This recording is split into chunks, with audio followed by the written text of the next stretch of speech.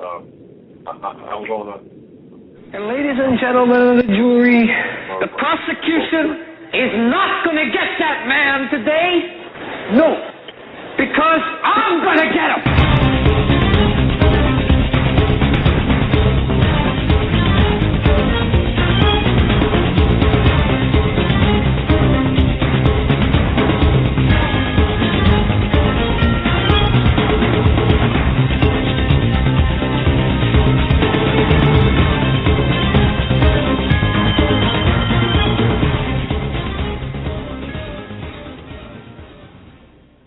This is the Hagmann and Hagmann Report for today. It is Wednesday, January 9th, 2013. I'm Doug Hagmann, the co-host, along with my son, Joe Hagmann.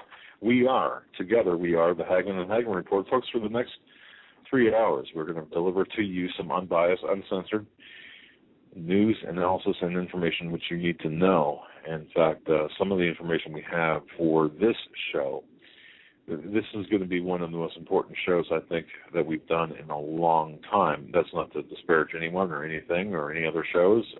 Just due to the amount of news that has come out today. And the urgency of the news. We've got a lot of stuff to cover. Folks, our home base is HomelandSecurityUS.com. It's HomelandSecurityUS.com and also CanadaFreePress.com. HomelandSecurityUS.com is where Joe and I operate from on the Internet. And you can also watch us. We're simulcast on the Christians United Broadcasting Network. And just straight up, right out of the gate, we want to thank you very, very, very, very much for your continued belief, your continued trust in us. You know, never has your belief, your trust, your support, whether it's in prayers or today I opened the mail and I got a card from someone, and inside the card, I didn't tell you this, show there were two $1 bills.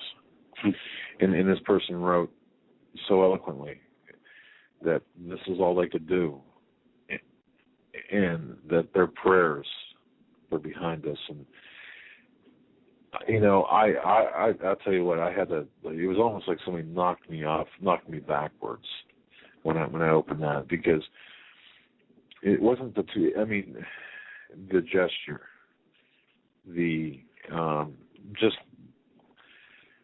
it just struck me. And we are in such perilous times right now, folks. We really are. You've got no idea. And right before, just as the music was playing, I received a call from one of my good friends, a great source, a great patriot to this country. We'll get into that here in a little bit. But, Joe, welcome. I'm glad to be here tonight. We've got a lot of important news we have to get into. And I guess I'll just start by playing the first clip, the most important thing I saw today. Here's Joe Biden. The president is going to act, or executive orders, executive action that can be taken. We haven't decided what that is yet, but we're compiling it all with the help of the Attorney General and all the rest of the cabinet members, as well as legislative action we believe is required. So I appreciate you very much being here.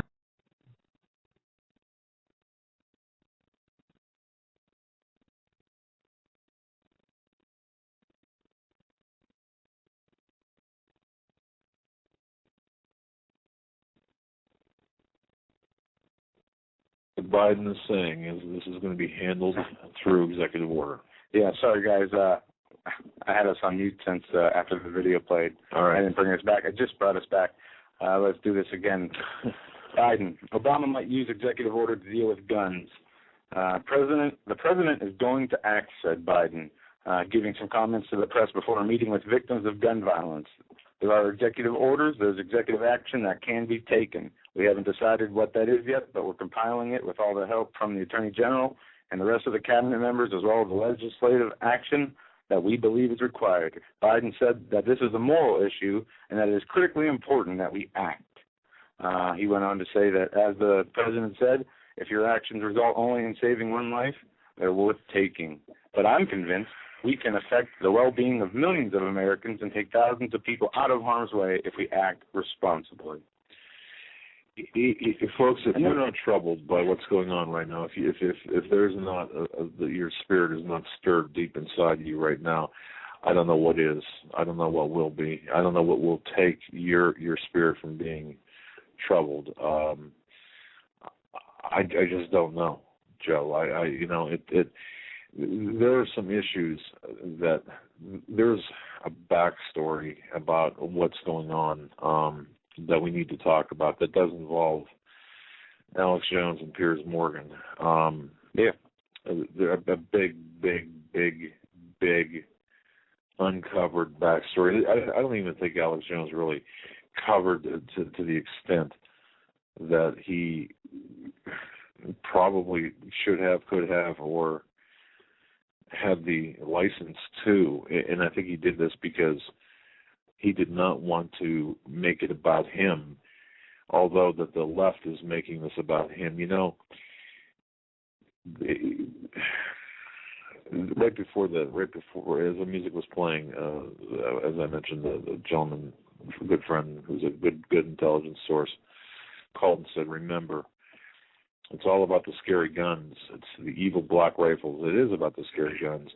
It's about the scary talk about the scary guns." And for as much as people are talking, and I don't want to make this program about Alex Jones, but the more I've thought about this, things that have developed since, that no one knows about, the public does not know about, that we're going to get into, but the backstory. But you're right. The more I find out about this, and the more I learn about this, the more troubled I am, and the more I realize that we are all in danger.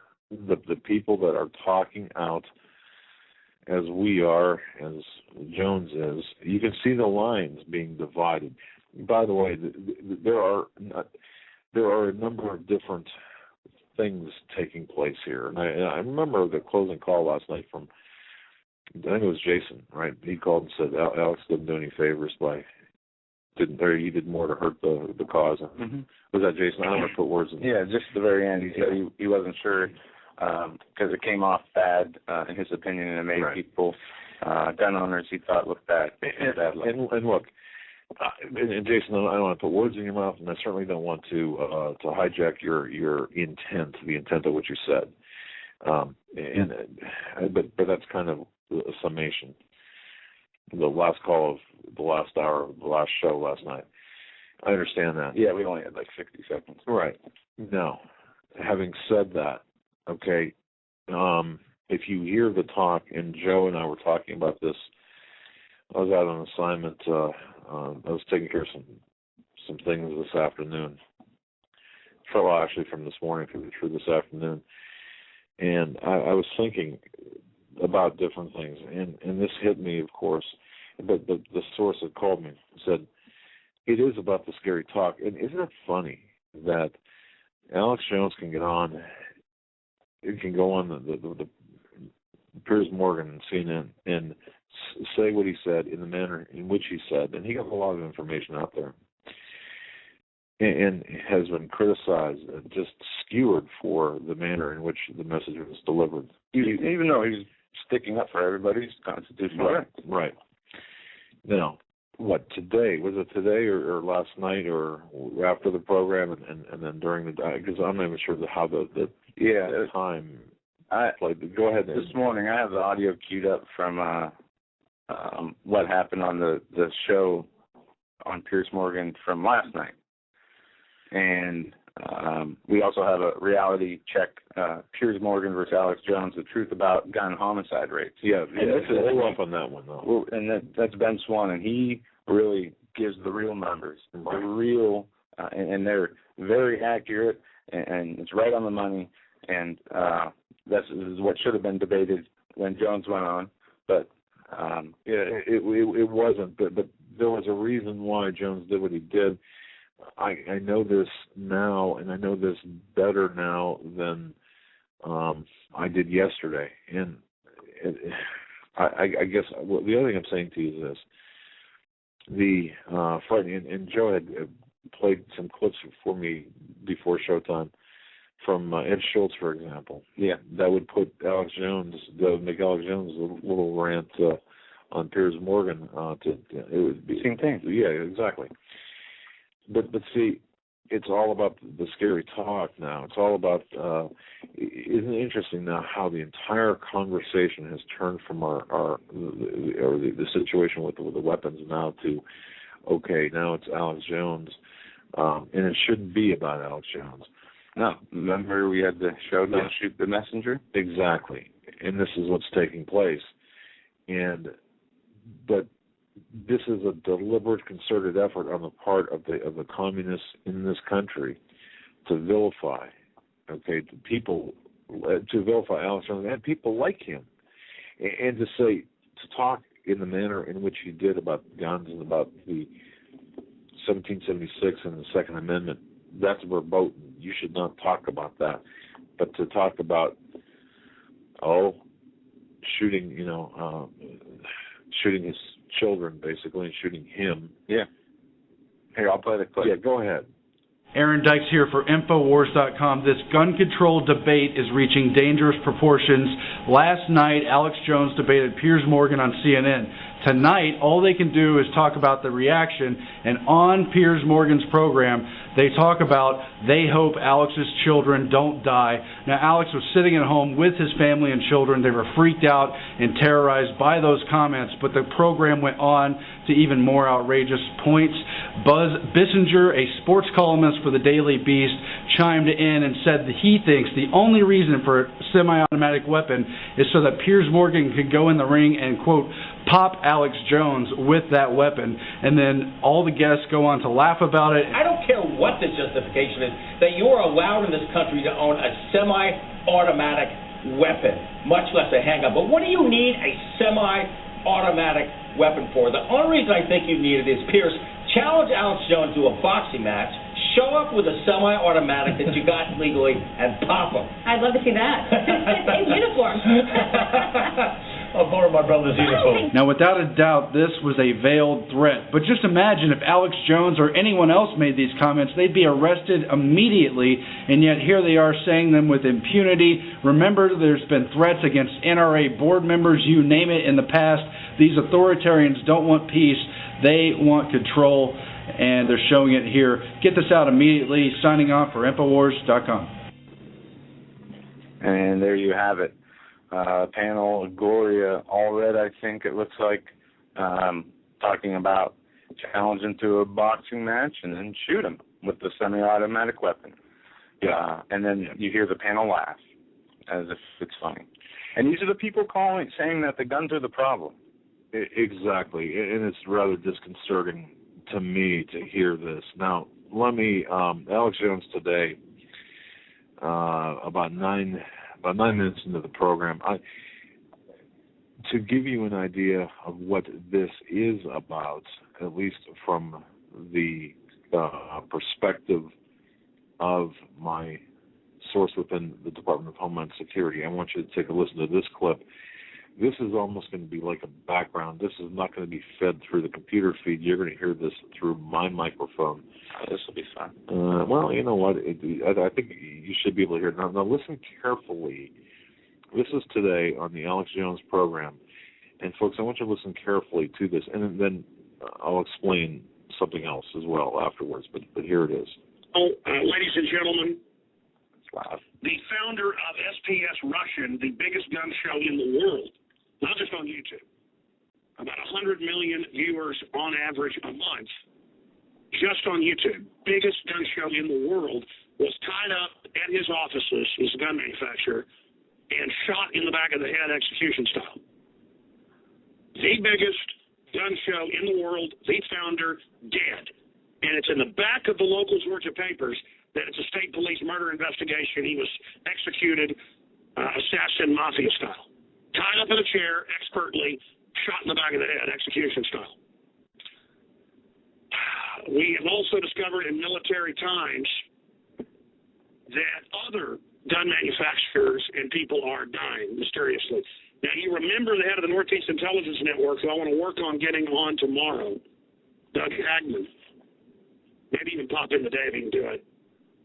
He said 2 weeks ago on this show, but I want to go back and find the clip. It's one thing for me to say, oh, he was on the show and said this, and new listeners are like, yeah, I bet.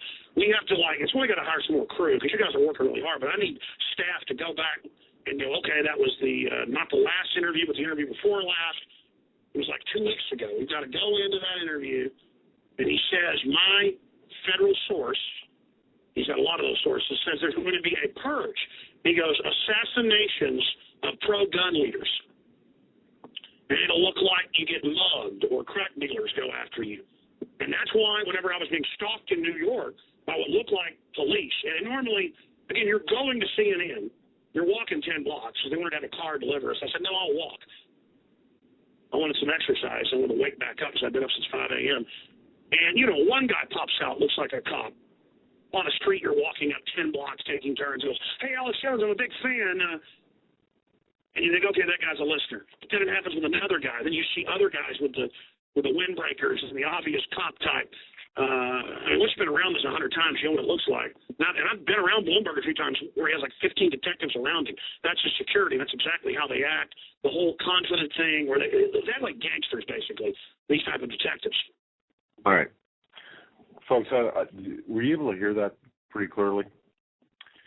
That was about the gun show owner. And by the way, that did two birds with one stone, I suppose. I'll be a guest for a couple of segments, half hour, an hour, whatever, tomorrow at 12:30 with Alex+Jones. So, as an FYI. All right. But the story here, there's two things that I want to bring up.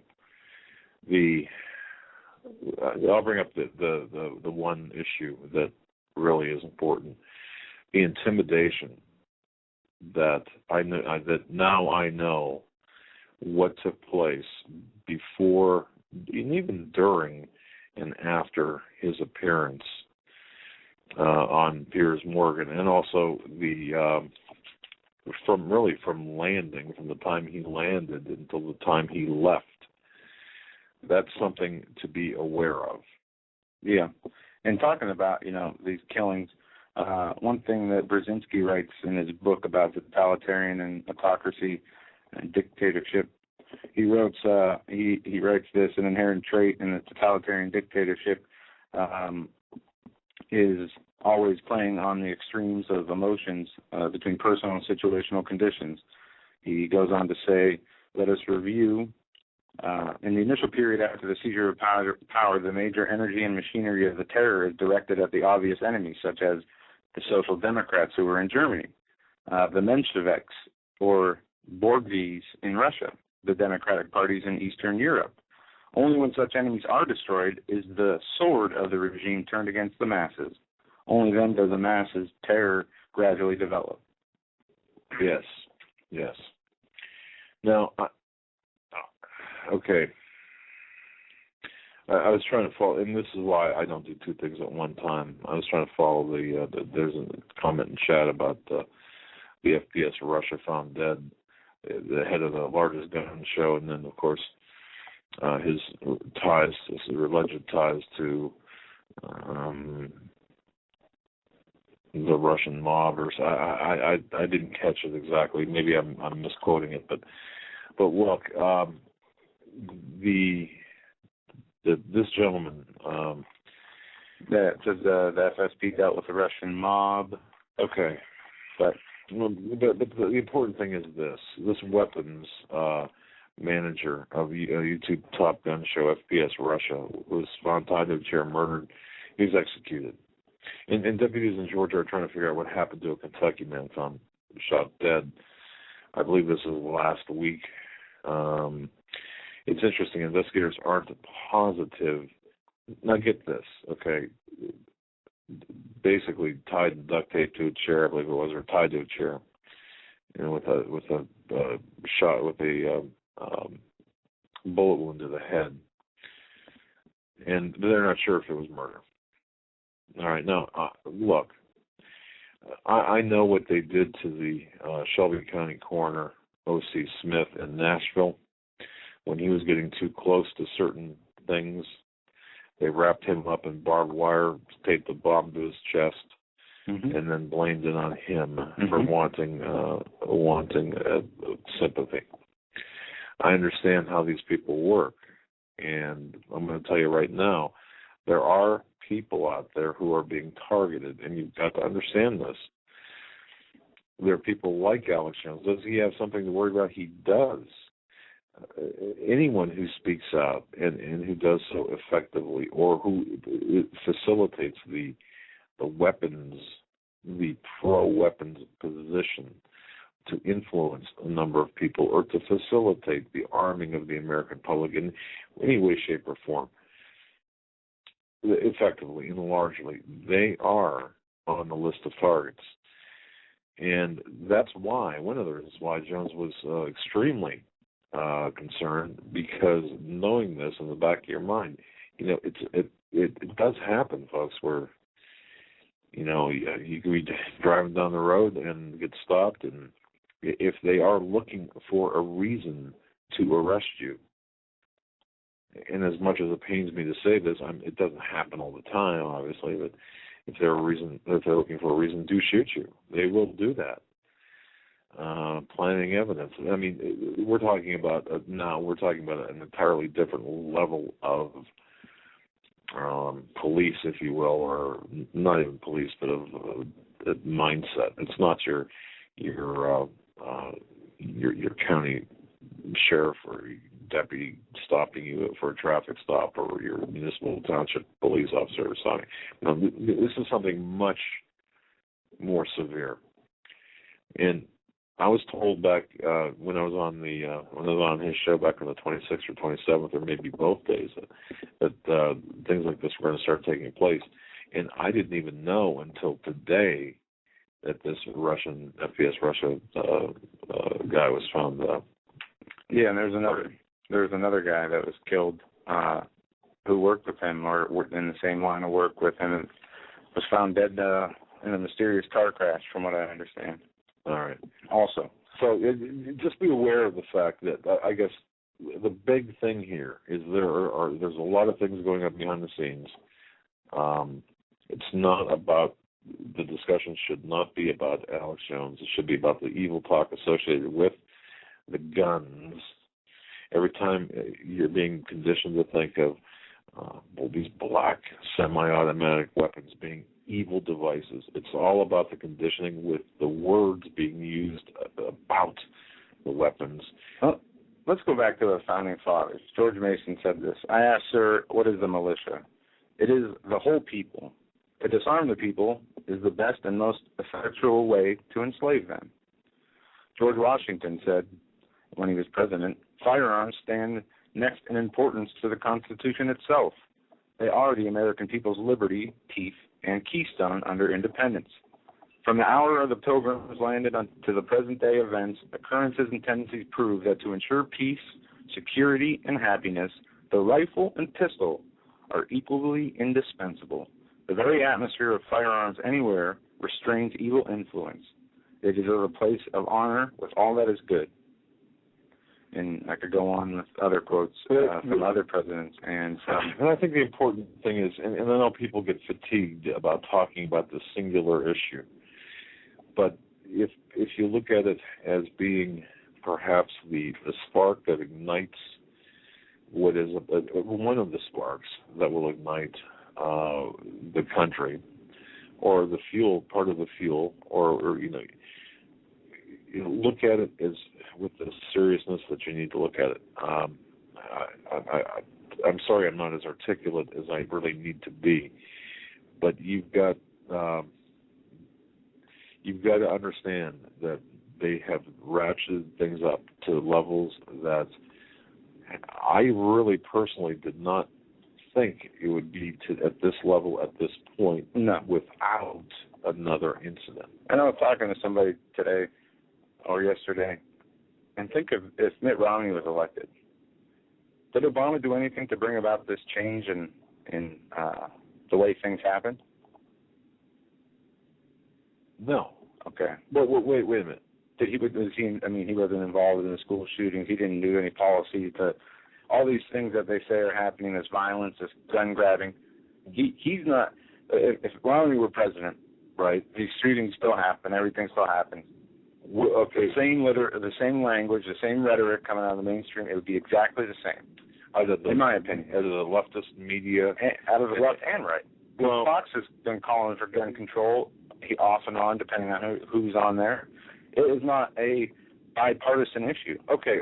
No, I agree with you. I'm sorry, I'm slow in the uptake right now, but okay, I got you. Okay, yes. So, and we see, Governor Cuomo gave a speech today where he stated, you don't need an assault rifle with 10 bullets to kill a deer. In the same speech, he talked about legalizing marijuana for up to 15 grams while outlawing guns. And one of the comments on there said it best. And I talked with Keith Hansen today, and he didn't have a chance to come on tonight to voice his opinion about this, but he said he was very upset. He was bleeding through his head, and that what Cuomo was saying, he was talking about what Cuomo was saying, and how ridiculous it is. And once again, how many times you have to reiterate the fact that the guns are not here to protect or to hunt or sport shooting. Right. It is the best way, the only way to keep a free people and to defend against tyranny. Thomas Jefferson said those who hammer their guns into the plowshares will plow for those who do not. Yeah, I was looking for that quote, and I'm glad you mentioned that quote because that's exactly correct. And one of the issues, too, was we talk about on this show that the outlawing and banning registering and then registering your guns and then the subsequent confiscation or outlawing of the guns always leads to genocide. Mm-hmm. But the argument, there are certain arguments popping up, and they are deliberately, but they're deliberately put into place here. The arguments are, well, it didn't happen in England, it didn't happen in Australia. Yeah, it didn't lead to more gun violence in certain areas. No, I'm talking about the genocide factor. In other words, for example, Rwanda, China, all the communist countries, all the big things that happened in the 20th century. Yeah, from the Ottoman Empire to the Nazis. There's a lag time, okay? There is a lag time. It could be 5 years, could be 15 years, could be 25 years. There's always a lag time there, or there has been, or can be. In some, it's a very short period of time. Others, it's a longer period of time. Just because it hasn't happened yet does not mean it's not going to happen, given other circumstances. So don't fall for that argument. No. Just be very aware of this. But what scares me, or what frightens me at this point in terms of what's going to happen next, is the potential for Obama to exercise dictatorial powers to get this done, to create, to criminalize, or to somehow throttle the people's Second Amendment rights. This is the problem I've got. Do we have something on this? We have the Ben Swann clip where he gets into the statistics of not the genocide part, but the violent crime rate, the amount of violent crime per 100,000. Why don't we get into this, because folks, to show you the this is where the real debate is. This is where the real numbers are, and this will show you that how disingenuous. This will show you how disingenuous the Piers Morgan is, and how disconnected the media is giving the information. Yes, very, very good clip. In fact, you'll have to find it on your own and then save it and copy these numbers down too. This is a reality check from Ben Swann. The truth about gun homicide rates. Over the past few weeks, the argument over gun control has raged, and among those demanding stricter gun laws is CNN host Piers Morgan. There's one particular stat that Morgan has been citing for weeks. In our commitment to balanced news, Ben investigates the truth behind it in Reality Check.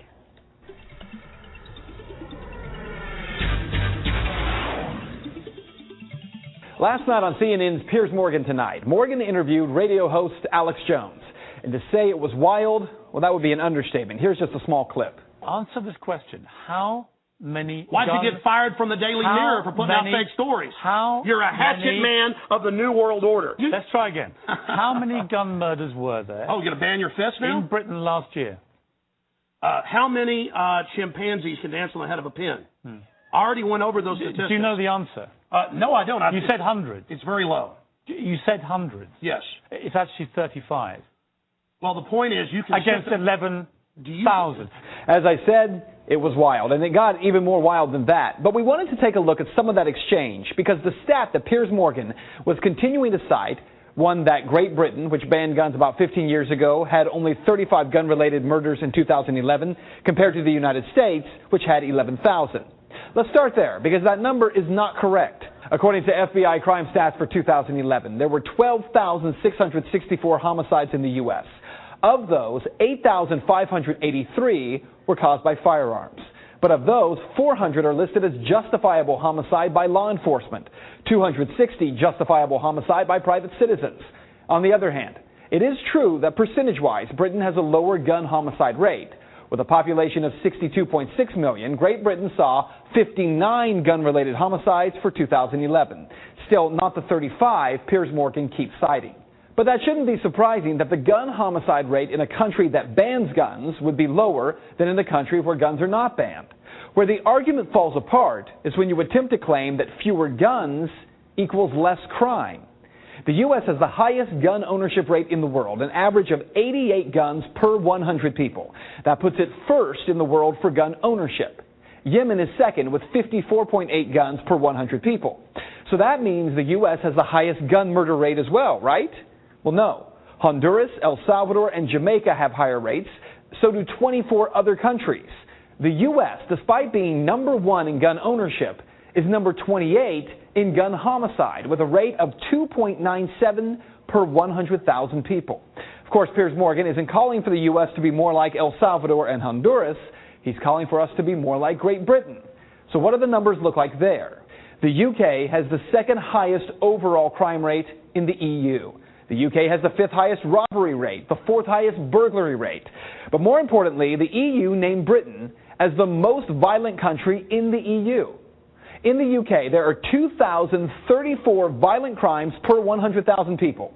That puts it way ahead of even South Africa, with a rate of 1,609 per 100,000. In the United States, we're not even in the top 10. The U.S. has a violent crime rate of 466 crimes per 100,000 residents. So what this means for you is that while people like Morgan insist that the U.S. can learn from Great Britain, well, maybe we can. What we might learn is that violent crime is not the result of a gun or any tool. It is the result of the heart of men and women. And that is Reality Check. You can find the sources for the story posted on our website at fox19.com. If you'd like to make your voice heard in the story, head over to Ben's Facebook page. Find it by searching Ben Swan. And we are also putting a link to the full interview between Piers Morgan and Alex Jones. It's 2 parts. It's worth watching it. I was reading it last night. You need to watch it, You need to watch it. You have to watch it. Yeah. So there you have it. Even though the gun, we have the most guns per people in the world, we have one of the lowest crime rates when it comes to the, what do they say, 422 per 100,000 violent crimes compared to the UK, 2,000 some per 100,000 is violent crime. And he said it best at the end. It's not the weapon, it's not the gun, it's the person, and it's their heart. But we have today even more. Iowa lawmaker calls for retroactive gun ban confiscation of all semi-automatic weapons. And the key word there is retroactive as well. Yep. Representative Dan Mulbauer said government should start confiscating semi-automatic rifles and other firearms. The Democrat from western Iowa town is a cattleman and farmer. The newspaper reported he owns a .410 shotgun, a .22 rifle, and a .22 pistol. We cannot have big guns out here as far as the big guns out here, semi-automatics and all of them. Mulbauer told the newspaper. We can't have those running around here. Those are not hunting weapons. We should ban these weapons in Iowa, adding, and they should be applied. The ban should be applied retroactively.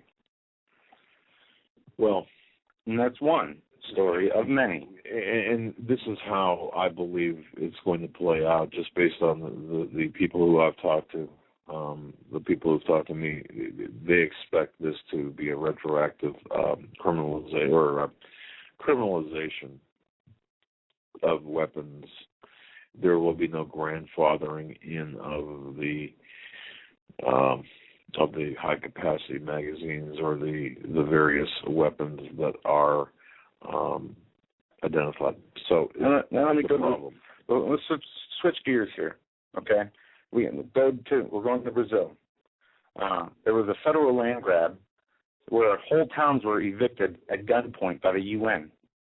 Federal Brazilian police and military personnel somewhere in United Nations uniforms were forcibly relocating whole communities in Brazil at gunpoint under the guise of returning huge tracts of land to a small group of Indians whose ancestors were allegedly there at some point.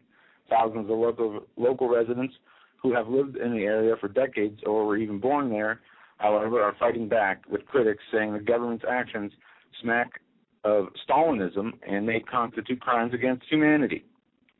Since the latest controversial operation began in November, the state of Mato Grosso, according to the authorities and news reports, citizens opposed being stripped of their property and homes and have been doing everything in their power to stop the assault, setting up roadblocks, batting heavily armed federal forces with stones, sticks, Molotov cocktails, torching government trucks, protesting and refusing to leave. Others cried as their homes were torn down and under armed guard. Reports on the scene, even federal lawmakers suspected bloodshed may be near. Now, they don't have guns to defend themselves. That's right.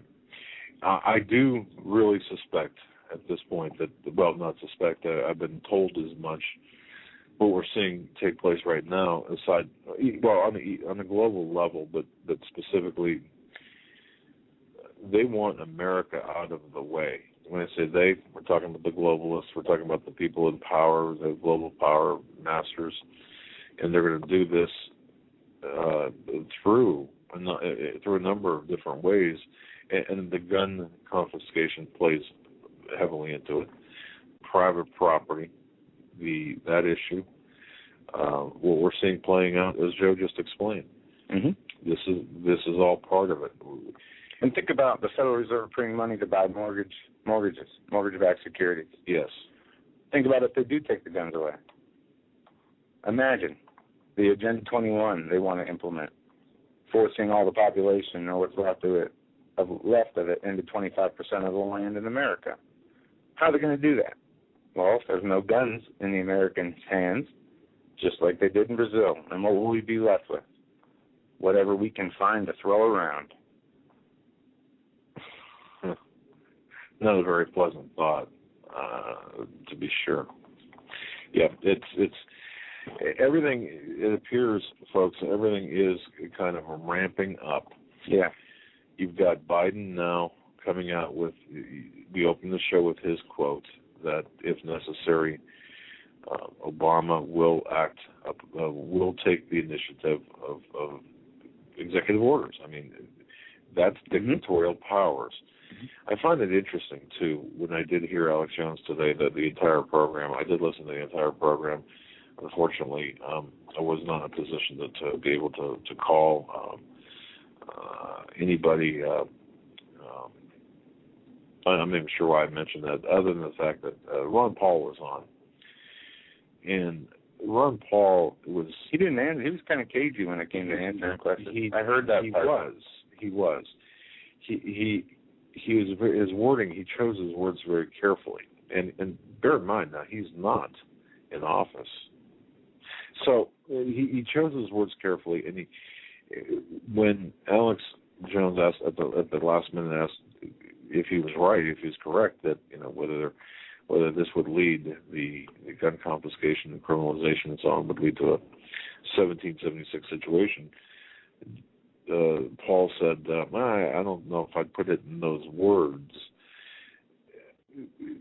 Once again, it's this movement, or this, as my good friend and source had said, it's all about the scary talk now. Everything's being refocused onto this scary talk, along with the evil, scary guns, scary-looking guns.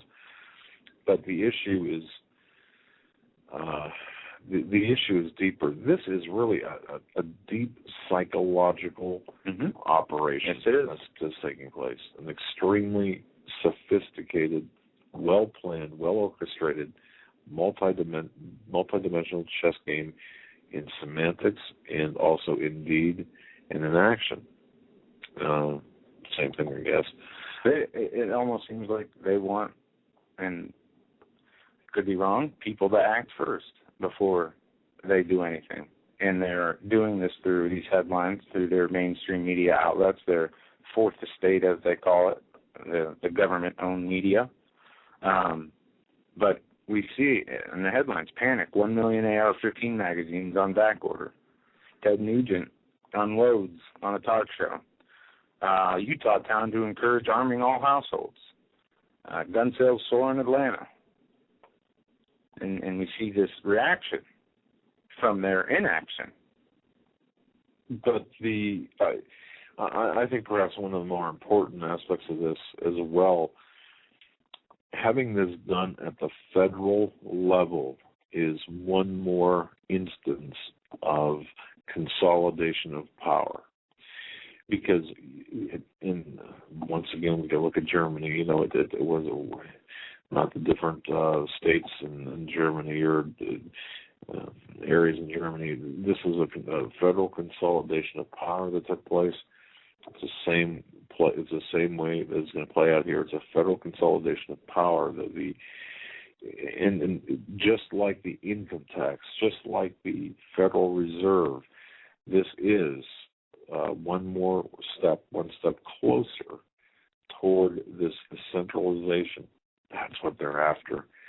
It's easier to control. It's easier to control 310 million people when it's one agency or a couple of agencies and a couple of people ahead of those agencies, heading up those agencies. Isn't it easier to control the agenda that they're going after? Of course it is. When you've got 50 different states, the 50 different, the separate or the state power, states' rights, it's not so easy to corrupt.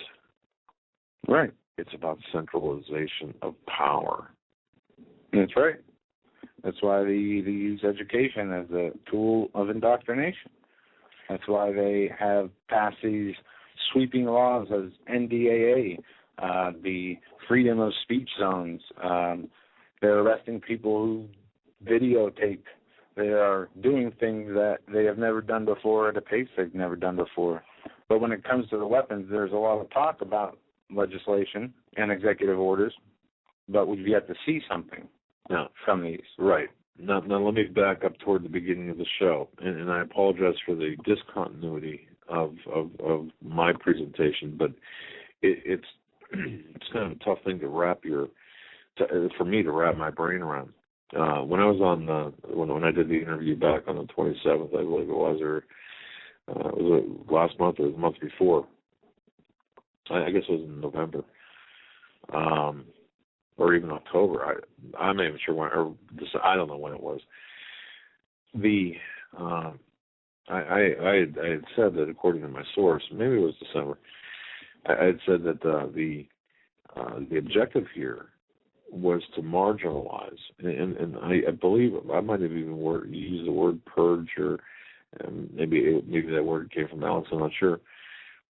But the higher the people, there are lines of division being drawn right now in this country, and you can see it. You can see the lines forming, and you have to realize what's taking place. This is not a passive or a unintended consequence of the discussion.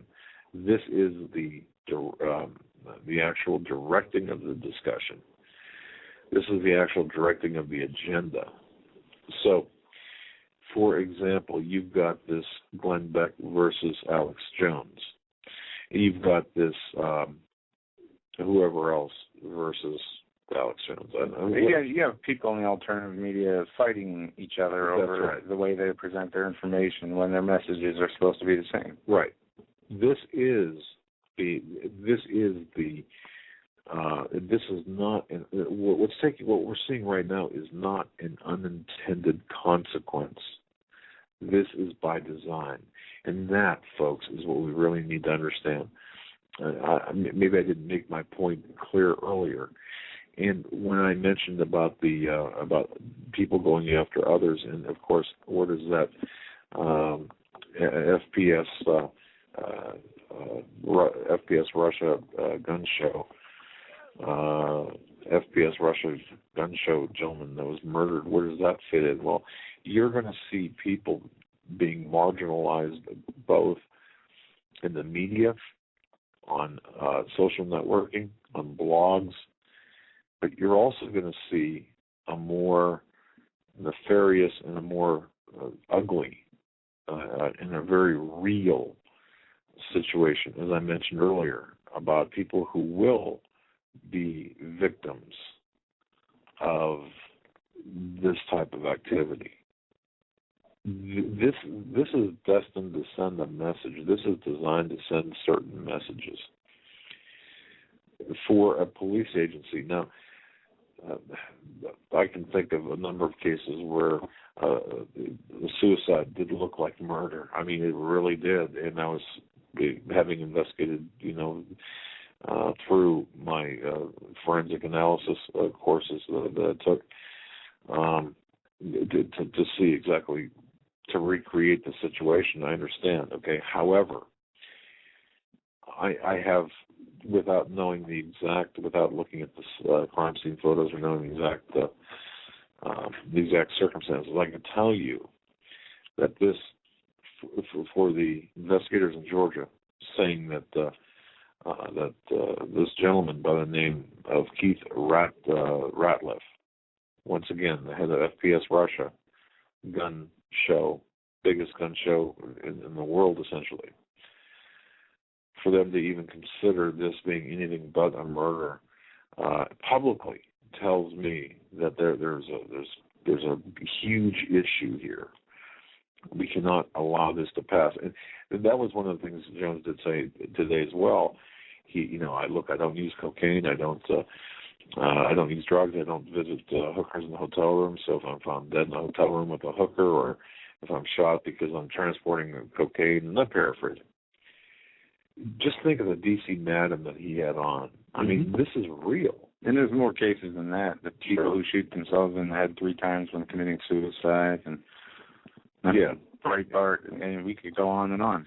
So I just want to caution everyone, just not even caution, just to let people know that this is indeed real. The concern is genuine, and it should be genuine.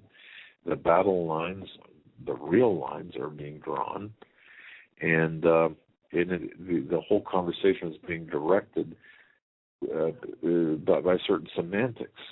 And it's the evil, it's the evil talk. It's a scary talk. It's a scary gun. It's a scary appearance of guns. It's a scary. Watch how we are being directed, because it's no accident. So I just want to. I hope that was clear, and I hope you could not only read or listen to what I was saying, but read between the lines. All right, I want to hit this story here. Famous church bells to ring for same-sex couples. The Washington National Cathedral had been ready to embrace same-sex marriage for some time, though it took a series of recent events and a new leader for the proponent. A 106-year-old church to announce Wednesday that it would begin hosting such nuptials. The key development came last July when an Episcopal Church approved a ceremony for same-sex unions as its General Convention in Indianapolis, followed by the legislation of gay marriage in Maryland, which joined the District of Columbia. The National Church made a special allowance for marriage ceremonies in states where gay marriage is legal. Longtime same-sex marriage advocate, Very Reverend Gary Hall, took over the cathedral then in October. Conversations began even before he arrived to clear the way for the ceremonies at the church, so that often serves as a symbolic house of prayer for national celebrations and tragedies. See, and all of these issues do fit together. Mm-hmm. In this Republic of the United States of America, you've got people that you've got this attack on the morality, on the integrity, on the moral fabric of this country. You've got the attack on the religion. You've got and what this is too, by attacking the Second Amendment, we are going to sorely lose the First Amendment, and it will become a hate crime. We will not be able to criticize or to take issue with homosexual unions as being abnormal. They will if they can criminalize the possession of weapons for defensive purposes or weapons period. Don't you think that they are going to ultimately criminalize what Joe's talking about, the immorality behind the same-sex marriages, the homosexual marriages? Yeah, the churches that refuse to go along with this this absolute sin that is, this forbiddenness. The churches, they'll be run over. The ones, that refuse to perform gay marriages. And you know something, Joe, and I want to thank you so much for really pulling the weight today on certain things. But see, what people don't get is what's the ultimate, what's the big. And this is once again the good friend of the show. It says often, this is for all the marbles, and you hear that, and you hear that often enough, and it loses certain meaning. This is for everything. This is for all the marbles. But I don't want you listeners to you've got to know that this is for all the marbles. What's taking place today? It is a multi-pronged attack to take America out. And it's not the transformation of America. It's the complete destruction of America, with taking America out. And that is so important because, see, the three major religions, Christianity, Judaism, and Islam, are going to be combined ultimately into one religion. And I know it's so difficult for people to really understand this. Ultimately, a state religion, where you're not going to be able to, just like it says in the Bible, the ultimate objective, ultimately you're not going to be able to practice. But see, the Muslims would go right along with this agenda because it fits with the communist approach, as we saw in World War II, how they worked together, the Muslims and the Nazis, for example. It fits, but this is the ultimate goal, to take the one true religion, the Christianity, and of course the Judaism, to dilute them and to outlaw them essentially. And how do we know we're living, in these times, these perilous last times? Well, remember the parable of the fig tree, where he says, "Behold the fig tree and all the trees, when they now short forth, and you know of your own selves that summer is now nigh at hand." That's from Luke, but the one from Matthew is more descriptive, where it talks about when you see the fig trees blossoming and blooming, you know that the season of summer is near. Also, when you see the things happening, the abominations in the church, the way that people are acting, the beginnings of sorrows, also know that will be the time, the season of which we live in. And we should rejoice in that as Christians, as Bible-believing Christians. We should absolutely rejoice in that. I think, but we also have the responsibility, and to quote again the source, to play our zone, because listening to this, being who you are as you listen to this broadcast, and I'll bet you a great majority of people listening to this broadcast wonder how they got. Well, I'll bet I'll talk to you that the percentage of people listening to this broadcast that can feel in your heart or in your spirit that you were born for this day, that you somehow, in some way, you might not know what you're doing, whether you're driving your vehicle right now as you're listening to this, or if you're working in a factory listening to this, or if you're overseas, or whatever you're doing. But you were born for this day and this time. God has a plan for you, and it's your responsibility. And see, that's a big responsibility. You might not want to accept it because it's kind of like, come on, really, do I have to do this? It's kind of like sometimes like I feel, really. Do I really? I mean, come on, please. But this is, it's you. It's not us necessarily. It's you who are going to be talking to others and influencing others. And that is so important, because if you touch other people's lives, the ripple effect, the butterfly effect, if you will, 1,000, 10,000 times over, 1,000,000 times over. How great is that? And that's what we have to. So combine the knowledge with the word, and you've got a very powerful message and a very powerful position to play. So yeah. And what we're going to do, I think, we should do this for the 2 hours remaining we have, is take calls, and I want to get people's reactions on what's going on today with all this talk of ban guns through executive order through different states. Anything that you see on that is important to you, anything we did or didn't cover, we want to hear from you, because we're going to have Nathan Leal tomorrow. That's right. Then on Friday we are going to have Steve Quayle with his Insider.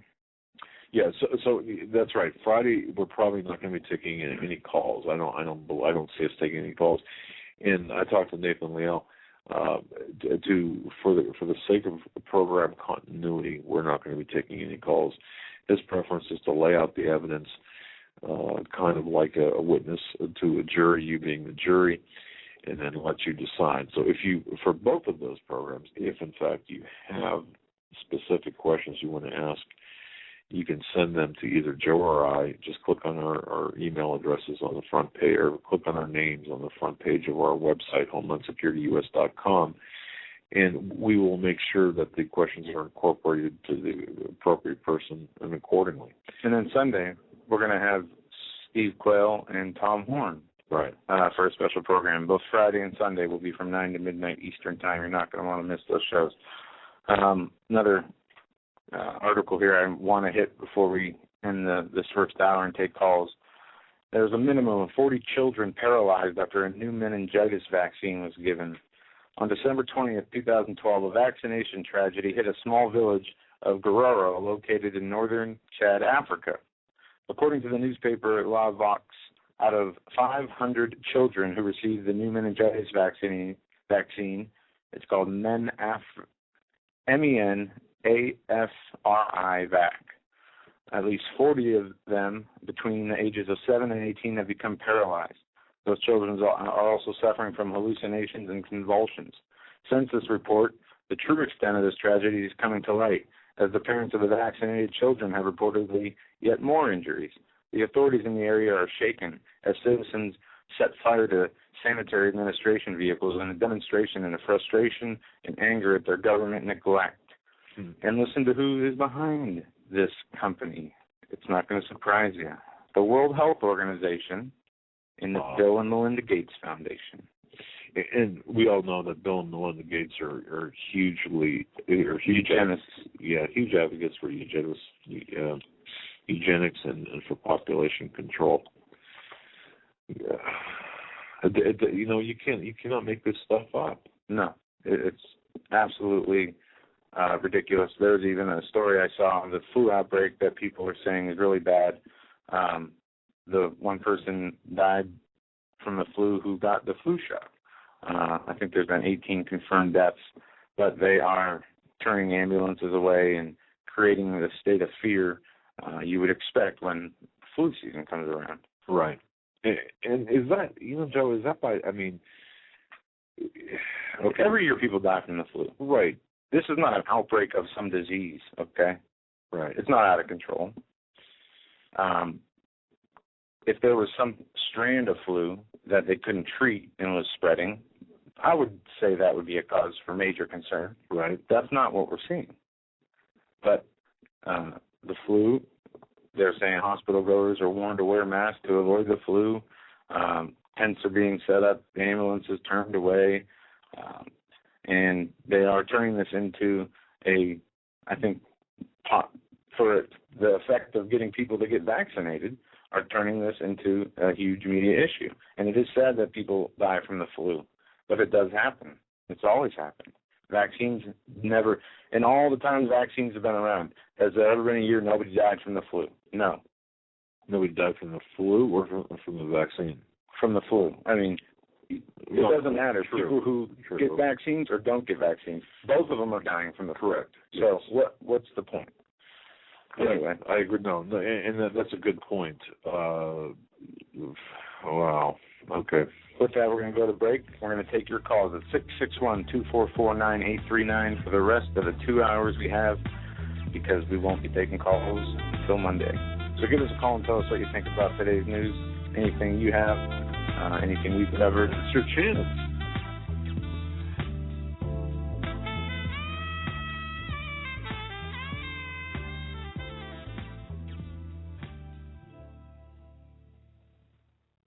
Hi folks, Doug Hagmann here. You might know me as the co-host from the Hagmann and Hagmann Report, or as a frequent guest on Coast to Coast AM with George Norrie. If you're like me, you're tired and confused over today's headlines. You just don't know where to turn for accurate, concise information about really what's going on, what's truly going on in today's society. If you don't know where to turn for accurate, well-researched, and properly vetted news, I've got a suggestion.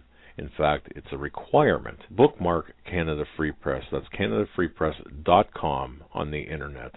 It's just not for Canada. It's for news across the world. Judy McLeod, founding editor, has put together a vast array of talented writers like Kelly O'Connell, Daniel Greenfield, Dr. Eilena Johnson-Powell, a lot of guest columnists, very talented writers. Folks, that's Canada Free Press at CanadaFreePress.com. Now mobile friendly. Follow on Facebook, because without America, there is no free world.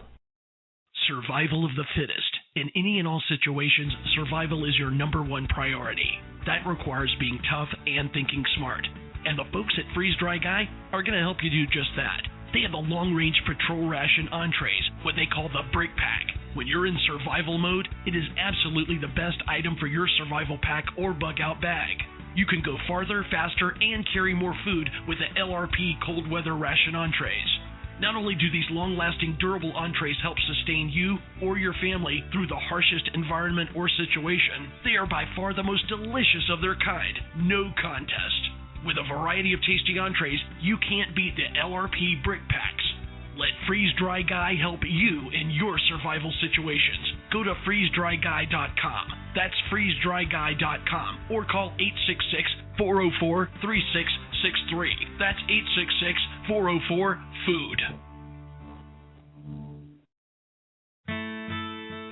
You better wake up fast and listen to this, America. The Obama campaign has launched attack squads disguised as truth teams dedicated to intimidating and silencing all political dissent carried over the internet that criticizes the Marxist Obama.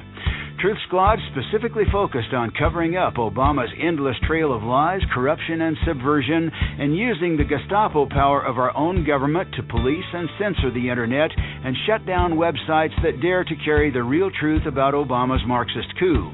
Remember the names of these Gestapo-style agencies at work right there in your neighborhood: KeepingHisWord.com, KeepingGOPHonest.com, and AttackWatch.com. KGB, SS, and Gestapo-style police-state gangster organizations at work to silence the important voices of patriot dissent, some of which have already been shut down by Obama's orders.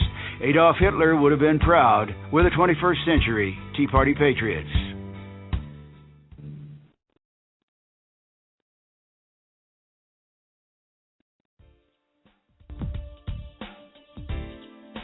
Hold on to your seat. The Hagmann and Hagmann flight is now taking off. Doug and Joe Hagmann have cleared the runway of TSA agents, jihadists, political crackpots, and global elitists. Now get ready for some real news. Here they are, Doug and Joe Hagmann.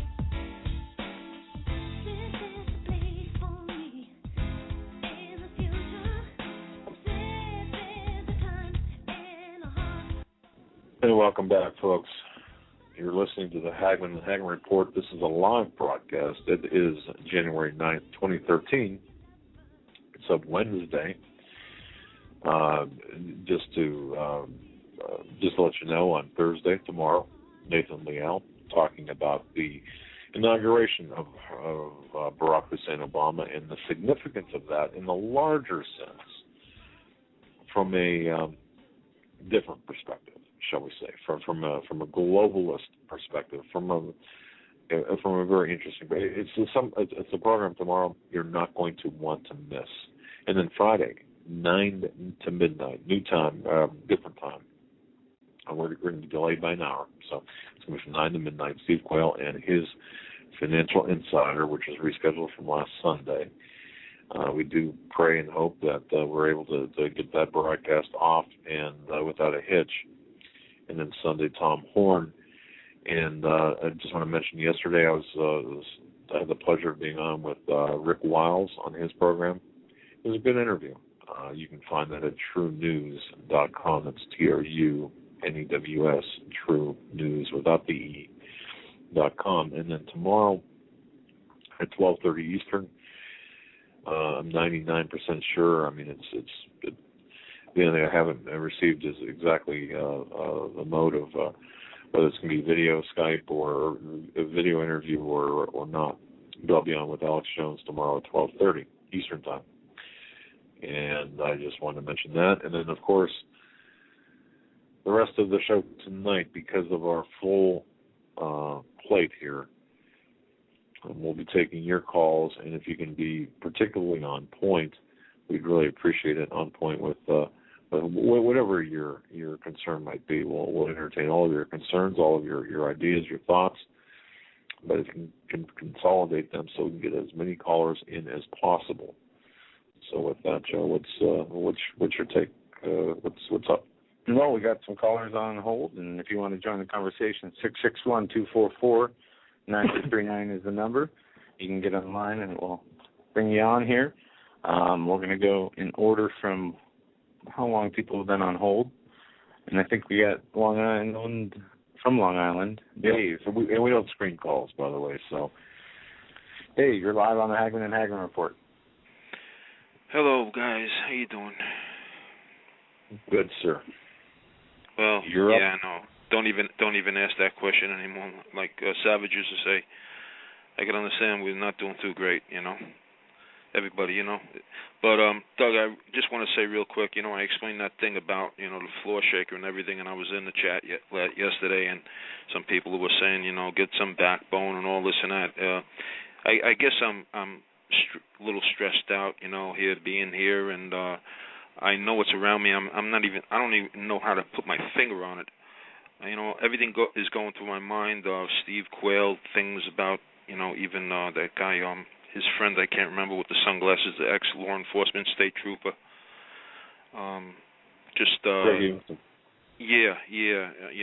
Saying, I had a lot of stuff involved. I did the wrong thing. I had a weapon or two taken away. I got them back, snuck around it, and got it back.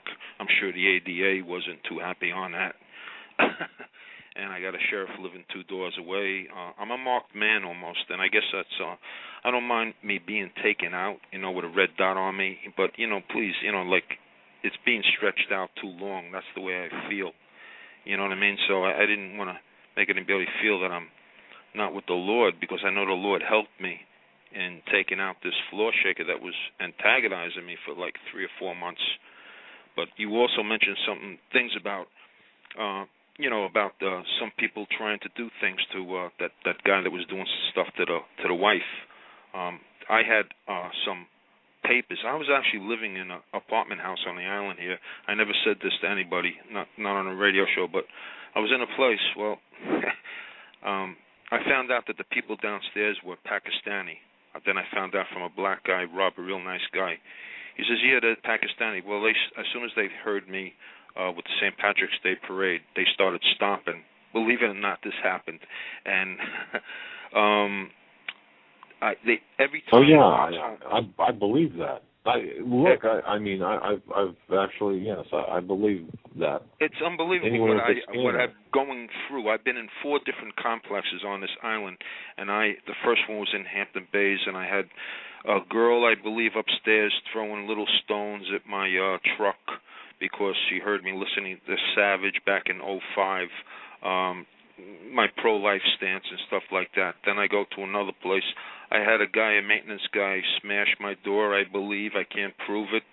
I believe, I actually believe that he actually came in. I didn't have any devices, security devices at that time, but I do now.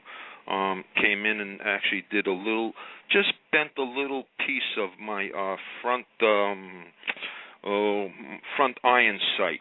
I straightened it back with with something. I got it back, but I knew that this thing was hit right there, and I saw the mark, and I says that wasn't like that when I bought it. So I had a lot of stuff done to me. I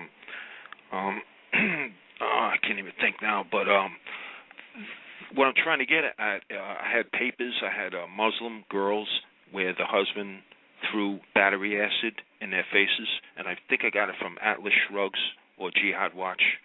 And I printed it out in color, and it was all these little pictures, but very defined, of the girls where the Islamic threw things in their face. Well, after this stuff was going on in there, I used to be I was bold. I started playing all Christian hymns.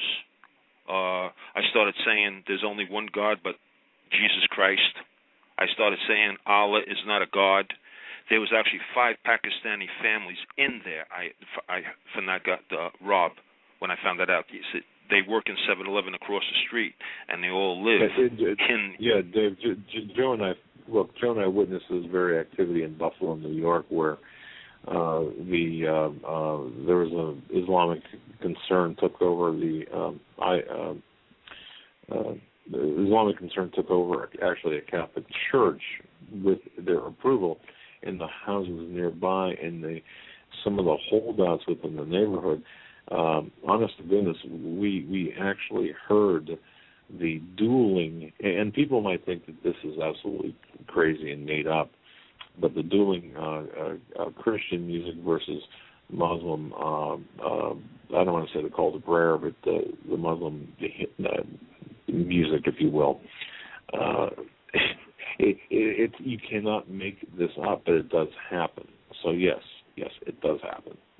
Yeah, so I left that place. I smashed a dumbbell on their floor because they were shaking my bedroom. Yeah, it's unbelievable. I know, really, sincerely, Doug, somebody was in the attic. The attic thing was open. I called the police once or twice on that one. The superintendent said the attic door stays open. That means I went up there, and you can go from apartment to apartment up on the top. I said, why do you leave it open? He says, for the fire department or something like that. We can't close it. It's unbelievable. So I just smashed it down on the way. I just figured it was a young kid from 7-Eleven harassing me again, and I just smashed it on the floor, and the super came over and he said that you knocked the ceiling down from them underneath, and it was hanging on the thing. And so then I got an eviction notice, and I was grateful for it. I left, and I was going up to put my stuff in storage. I was going to look for another place, and that's when I think I mentioned to you some time ago, I saw the Crown Vic. As soon as I went to the storage place, I saw the Crown Vic. I said, these guys are cops. I go over to them. I park my vehicle. I go over to them. You guys on the job? Yeah. So I said, so I had a lot of interaction, and it's almost like I'm a marked man. And as far as living here, those people might have been out, the woman and whoever, the 2 young people or whatever, but the people around here all know that I'm a gun enthusiast. They know I go to the range. I got the sheriff 2 doors away. This guy is jacked like unbelievable. It's a 55 and older community. He's not too really nice. He was on my tail one time. It was almost like I felt like he was trying to intimidate me when he first came in this place. He came in at 2 weeks after I was here. it was very ironical on that. So having a lot of interaction, not so much now, but there was a lot of interaction with law enforcement and stuff like that. So I guess I'm just a little stressed out with all this that's going on right now. So I don't want anybody to think you're gonna have to look, Dave. You're gonna have to really settle down, because people are like rubber bands. You can only stretch them so far. You're gonna have to pray a little bit and back off. Don't be so aggressive. Well, not aggressive anymore, Doug. I'm not aggressive anymore. But I've I'm not. Nothing's happening to me now. The floor shaking has stopped. Everything is cool. But I know that the people still don't like my stance. Like I had one girl. They must listen to what I say. And she came over to me some time ago, and she goes that basically she was saying that God isn't the way that He was back in Sodom and Gomorrah. God is He's changed according to the people. The way the people have changed. And there's a lot of, and she's a Catholic, I'll say, there's a lot of Catholics and there's a lot of Christians that buy into this crap, that God has changed because the people have changed. And I don't go for that. He doesn't change. No. No, so I'm sort of like a little outcast here among the people here. They call themselves Christians, but to me, I don't call them Christians. So I know I'm not like the outcast. One thing, Dave, a word of advice I can offer you is you don't have to worry about what other people think of you. You don't have to worry about what other people think your beliefs mean. As long as you are all right with Jesus, that's the only thing you need to be worried about. And only need to be worried about what He thinks of you. And don't let your spirit be troubled. But I don't feel like I don't want to go down without fighting. You know what I mean? I don't want to get. I don't want to be handcuffed and taken away without even having a fight. You know what I mean? Who does? But yeah, I just want to say this: if you don't hear from me, if in case I make a move within the next couple of days, and you don't hear from me in 2 or 3 weeks, then you know that something happened to me. All right, that's all I'd like to say, and I thank you all for everything. We'll keep tabs on you. Yeah, we got your number. We can do Vision 1, my friend. We'll keep tabs on you. All right, buddy. Okay. Thanks. God bless. God bless everybody. All right. That's Dave from Long Island. We know. Frequent caller, yeah. Having troubles lately and getting them taken care of, hopefully. We're going to go to Donna next. Donna, you're live on the Hagmann and Hagmann Report. God bless you guys for your show. I look forward to it every evening. It's my only solace. I hate to say I live alone. Pretty pathetic, I know. However, I was listening to your show last night, and I thought of Jeremiah, the book of Jeremiah. And then I don't know why, I just kind of felt it in my heart when Jeremiah was trying to warn the people of Israel to turn back to God. And at some point, then it was just surrender to Babylon. Because they were being, at one point it was, repent, and then the next thing was surrender. You're going to be invaded, basically. I also thought, I don't know if you guys know it, or maybe I heard it from you, the 40th anniversary of abortions is coming up this month, so when it was made legal. 40 is kind of a big number in the Bible. They wander for 40 years. I don't know if that's significant, but it is coming up, and it kind of, just kind of thought about that. Also, God doesn't change. God means what He says and says what He means. So for the previous caller, Dave, I think he's correct. And Alex+Jones, I knew that had to come up. I watched it on YouTube, which I want you to know I had to do this on my Kindle, I just bought this Kindle, and it's not easy. I had to watch you guys. I finally figured it out a little bit. My computer, don't know what's going on with it. Just got it fixed. 2 or 3 months ago when I was in California, they loaded new stuff on it. It was all great. And I've been doing some a lot of research. I don't call it strange. I'm just very much into my research. If I hear something, I try to vet it. So I look up stuff like who owns Fox, and then I look at, the executives and look at their, just research. I don't know why I do it. I'm nuts. And just like research. I'm disabled, so I do a lot of research. And then it just went out, and the guy called him. We're still trying to figure out whether it was a hardware thing or software, and they don't know. Mysterious, but I shall keep you abreast of my computer. Anyways, I'm on the Kindle. Thank you. And Alex+Jones, I'm really sorry that I know Piers Morgan pushed his buttons. I know he did. He's a odd little man. I'm not sure if he's odd. Well, odd. I don't know if he's big, tall. I don't know. However, he is annoying. And I also went back and watched previous episodes with Jesse Ventura. I don't know if you've seen that Jesse Ventura did, I could call it debate, where he was on Piers Morgan's show, and he did a really good job. And I mean, he did. He did a great job.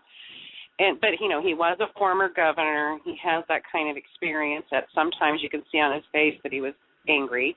I could tell by the look on his face he was annoyed, angry, but whatever. But he had that experience of being governor and being under the microscope kind of thing, and people questioning you, and I think that's a difficult position for anybody to be in. I would want to choke Piers Morgan, but that's why I'm not being interviewed by Piers Morgan. But I do think that, judging by, like, my mother went and looked at, I guess they were showing clips of it. And, of course, I've been trying to educate my family because my sister's spending a lot of money on a degree that she's going to have a house payment by the time she's done. And I'm like, what are you going to do with this when there's no jobs? You're going to graduate in 2016 and there's going to be no jobs. Well, guess what? If she goes to work for the government, they expunge her loan. And her degree is in behavioral sciences. So, what kind of job you can get with that. And I asked her a pivotal question, and this was the question. I said, the type of degree you have, you could do real good with it. You could help people, or you could do a lot of harm. Well, what is the point? And I said, well, what if you were put in a position, say you had to get a government job, and your job is to come in and break somebody like me. This person's a Christian. We can't seem to get her to give up her thinking. We want you to go in and make her stop, whatever that takes, whatever. You'd be put in a moral position to break somebody down, to do harm. Would you do it? She's like, well, no. But it's easy to say that, but it's hard to say you won't. If you're put in a position where all of a sudden your loans are forgiven, you've got a paying job, and now you're asked to do certain immoral things, like nurses that have to do these. I'm sorry I'm on this abortion thing. And I hope there's Muslims listening, because Muslims need to know this is going to affect them too. Their daughters are going to run down and be able to get the same thing that Christians and any other religious person of any religion, whatever. It's going to affect them. I don't know if they know that, but it is, the new abortion laws. And I'm just really upset about it. I can't believe, I feel very guilty because at one time I was liberal and I voted for the right to choose. But now that I'm a Christian, I feel incredibly guilty about the fact that I voted that way. But now my eyes are open, and I see it for what it is. And as far as the guns go, I honestly don't know what they're going to do. And you had made, earlier you had said, it's just, and I had made the same point to my Jehovah's Witness that came to my door, because they're against guns. And I kept saying, I don't own a gun, but you can't take away that right, because once you start taking and picking and chipping away, like you whittle wood, eventually there's nothing left. It's the same thing, you whittle away. People have got to understand the direct correlation between the First and Second Amendments. You take away the first, you lose. I mean, you take away the second, you lose all other amendments. But our founding fathers delineated these rights, beginning with the first, followed by the second, and the first and second are linked. They cannot be separated. We lose the Second Amendment, the first is going to go right with it. Which will have the same hate laws as Europe. And then we won't be having this discussion, because it'll all have to be politically correct and dumbed down, and it's really pathetic and sad. And I don't know what point I was trying to make. I was trying to make a whole bunch of points because my mind was kind of too much coffee today, I guess. Blame it on the coffee. Well, it happened.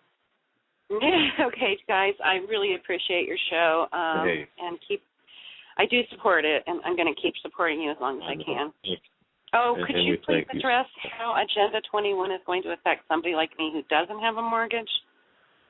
Like, I own my house, so I don't know how are they going to, if you could address that. You don't own your house.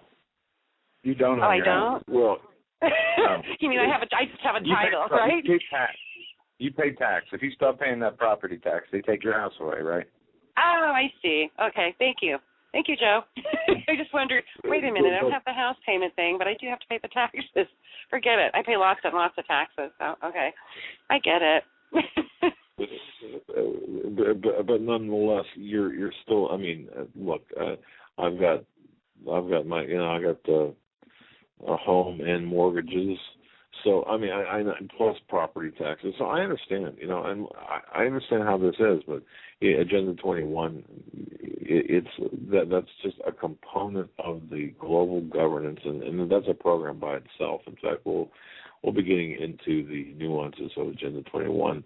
One of the greatest writers about in fact, Canada Free Press. If you just go to CanadaFreePress.com and type in the search box Agenda 21, you'll find just a wealth of information. So many great writers talking about Agenda 21, and they explain how things will play out. Henry Lamb was a great. He's since passed away, but he was a great writer about the Agenda 21 and other globalist issues. But that's just so keep that in the back of your mind as you do research, Donna. It's CanadaFreePress.com and type in Agenda 21. I will. Thank right, you, Doug. And you guys, I'll keep listening. Thank you. All right. Thanks. Bye. All right. Hey, and Joan, I want to tell you something. And folks, listen to this and think about this. Think carefully about the ramifications behind this. And, this has more meaning than just numbers and years and timeline. But think about this. Since Columbine, when did Columbine take place? That took place in 1999. It seems like, wow, that was a long time ago. 13 years ago. In the past 13 years, we've had 31 mass shootings. 31 in 13 years. It's kind of an interesting configuration of numbers, but I'll leave that alone. In 1999, there were 3. Now, just think about this for a moment. In 1999, there were 3 mass shootings. In 2000, there weren't any. In 2001, of course, there weren't any, except for the major 9/11 attacks. Those, of course, that was not a mass shooting. That was just a horrific event. In 2002, there was 1. 2003, there was 1. 2004, there was 1. 2005, there was 1. 2006, there was 1. Now, 2007, 4. 2008, an election year, 4. 2009, 6. And then 2010 and 2011, 1 each. 2012, an election year, 16. 16 mass shootings in 2012. Well, out of those 16, how many can be proven to be real? Well, that's, and we have spoken before about the... And I'm not doubting, I don't want to... When we say real, I mean, the real people died, and right. But I'm not trying to be insensitive, but we know that they have ways of making drills. We see the odd behaviors and the different shootings recently. The most 2 recent ones, the Colorado and Sandy Hook. Absolute. I mean, there is just a laundry list of Sandy Hook. And an interesting thing I learned is the Church of Satan is headquartered out of San Francisco with a secondary place out of Newton, Connecticut.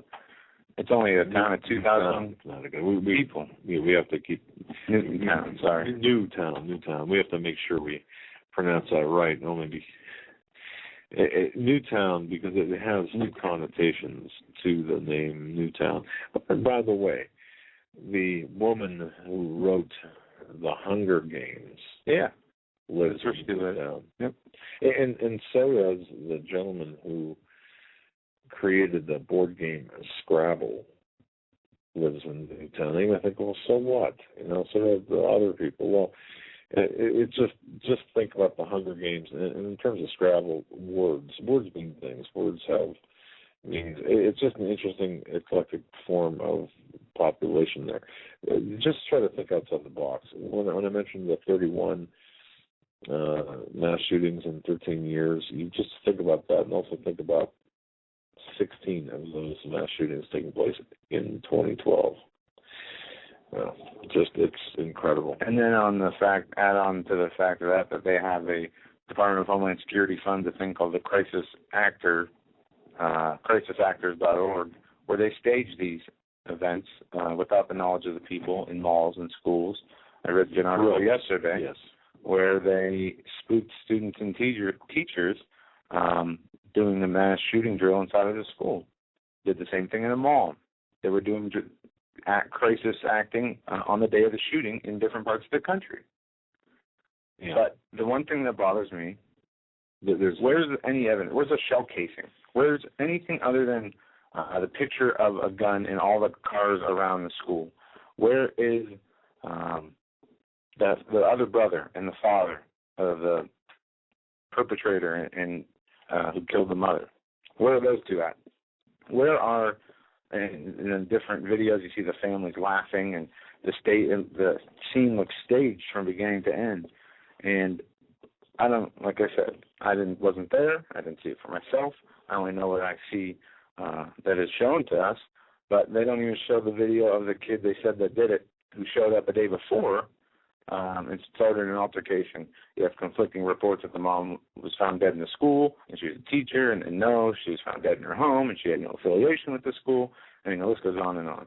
And does so with the Aurora shooting, does so with the Gifford shooting, with the judge, and different weird things happening there. I don't know what's going on. Obviously, something's wrong. How many times have we seen the planes fly into the Twin Towers? It's obviously not a matter of showing the public or not wanting to show the public the gore, as they said in the Osama bin Laden case. Well, we can't release pictures when they conveniently buried him at sea before announcing to the world that they caught him after he has been hiding in a cave with cancer for 12 years. I mean, the whole theater, the staging in theater, is part of this. Well, you mentioned it's interesting, staging in theater. Did you know that the Aurora shooter, and think about this, we're going into the weeds here a little bit, but that's okay. He thought, in fact, I believe that this is on record, he thought that he was in a movie. He had mentioned something about thinking that he was in the movie. His reality was blurred. With respect to, well, even if you go back to Oklahoma City, recall that explosion at the Murrah building.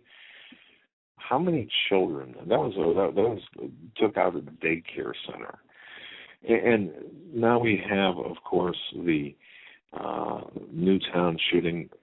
Killing children gets people's attention, and we know this. What separates America, by the way? What separates the United States from other countries? There's two factors. One is our religious freedom, and the second is our right to bear arms. We know that America must crash. We know, if you want to go back and if you want to entertain the thoughts of the globalists, the people who want to transform this world into a one-world government, whether it's George Bush or George Soros, it doesn't matter. You're looking at the fact that America must crash. America must crash and then be reborn. And think of the myth of the phoenix, the rebirth of the phoenix, and that is exactly what's taking place. America, through the economic, the dollar, the attack on the dollar, America must crash and then be reborn. We're coming apart at the seams. But I found it rather interesting. You know, isn't it interesting, too, that you had, with this latest shooting, Queen Elizabeth II commenting on the shooting? They're above that. Royalty is above making any comments of a political nature. So you automatically know you automatically know that there's something different about this. Even all of the other aspects aside, you know that there are different things about this. The other thing, too, the nihilists. We're just seeing an unleashing of nihilists here in this country. There's a war on people, a war taking place. These shooters we are the victims in this, and we're going to be further victimized by the removal or by the banning, by the confiscation, by the criminalization, whatever you want to call it, or whatever does happen, of our weapons of defense. That's what I just wanted to say. All right, let's go back to the calls. So we've got lots of people on hold. We're going to go to area code 812. You're live on the Hagmann and Hagmann Report. Hey, Doug and Joe, I just first want to say thanks for all the work that you all do. I know you're putting your necks on the line to bring this information forward, but I really respect the humility that you bring. It just really shines through. Your honesty, I just want to thank you for that. You take such extremely complex subjects, you do your research, and you lay it out in a structured manner that, even someone simple-minded like me can understand. And it's a hard thing for folks to wake up. As you first start to go down the rabbit hole, you're just in disbelief that anything like this can be happening. So the way that you're presenting this material, I just want to say thank you for doing that, because you're doing such a wonderful service and opening a lot of eyes. The reason that I called was on the Alex Jones thing. It's been on my mind for a while, even before this thing that happened with Piers Morgan. I've been a listener of Alex Jones for a long time, and he's led me to folks like Gerald Celente and Webster Tarpley, lots of places where I've been able to gather additional information to help me understand what's truly going on in the world around us. But one of the things that really bothered me back in the fall, and I started to kind of question a little bit, I don't know so much motives or whatnot, but when Steve Quayle was on the program, and Steve was talking about the Russian troops in the country, once Steve was off the program, Alex was really quick to poo-poo that whole idea that he just didn't see how, Russian troops, would be used in that manner. But since then, that's kind of part of his theme now, that when law enforcement won't do the work that the globalists, ask them to do, that it'll be the foreign troops that come in and do the dirty work. And a similar thing happened, Doug, when you were on, I think, the very first time, and when you were releasing the information from your insider back in the fall initially about, how they're driving us towards this whole civil war. It was another situation when you finished on the program with him, he was, almost talked down to the fact that, well, I don't need an insider because, I know this information because I've read their documents. And knowing the work that you do and listening to Steve for so many years, it moved in my spirit for me just to kind of be on the watch, I guess, for some of the things that he does. So that brings me to the whole Piers Morgan thing.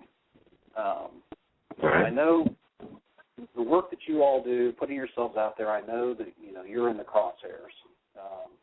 Alex knows that. Alex talks about it a lot on the air. So, I understand the amount of stress that he had to have been under as he walked into this, den of vipers, as I like to call it. But what I guess what I'm having a really hard time understanding is that knowing that he's walking into such a progressive and liberal town, and what CNN conveys, and the way that they skew the whole gun control argument, I was nervous before the program even started, and I had the high hopes that, maybe it would turn out different than it did. But when I told a colleague when I went to work the next day, I really felt like Alex just gave them the ammunition that they needed, and that is exactly what when Piers Morgan called into Politico the next day to do an interview. One of his statements was, Alex is one of the best advertisements for gun control that we could have ever asked for. Okay. Given the platform that he has, I'm armchair quarterbacking, yes, but I haven't put myself in the position that Alex has gotten to be, a leader in the alternative media.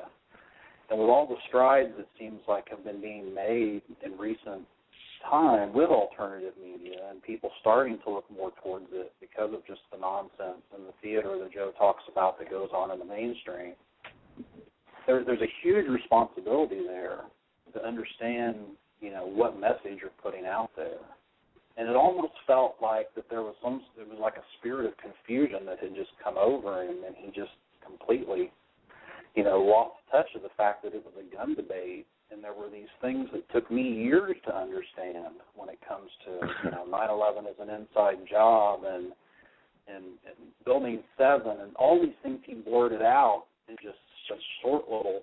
Nobody is going to understand what he was talking about, but only see that he was just raving. And I guess that's all I have to say about that. I was really upset, given the platform that he had and the direction that could have gone.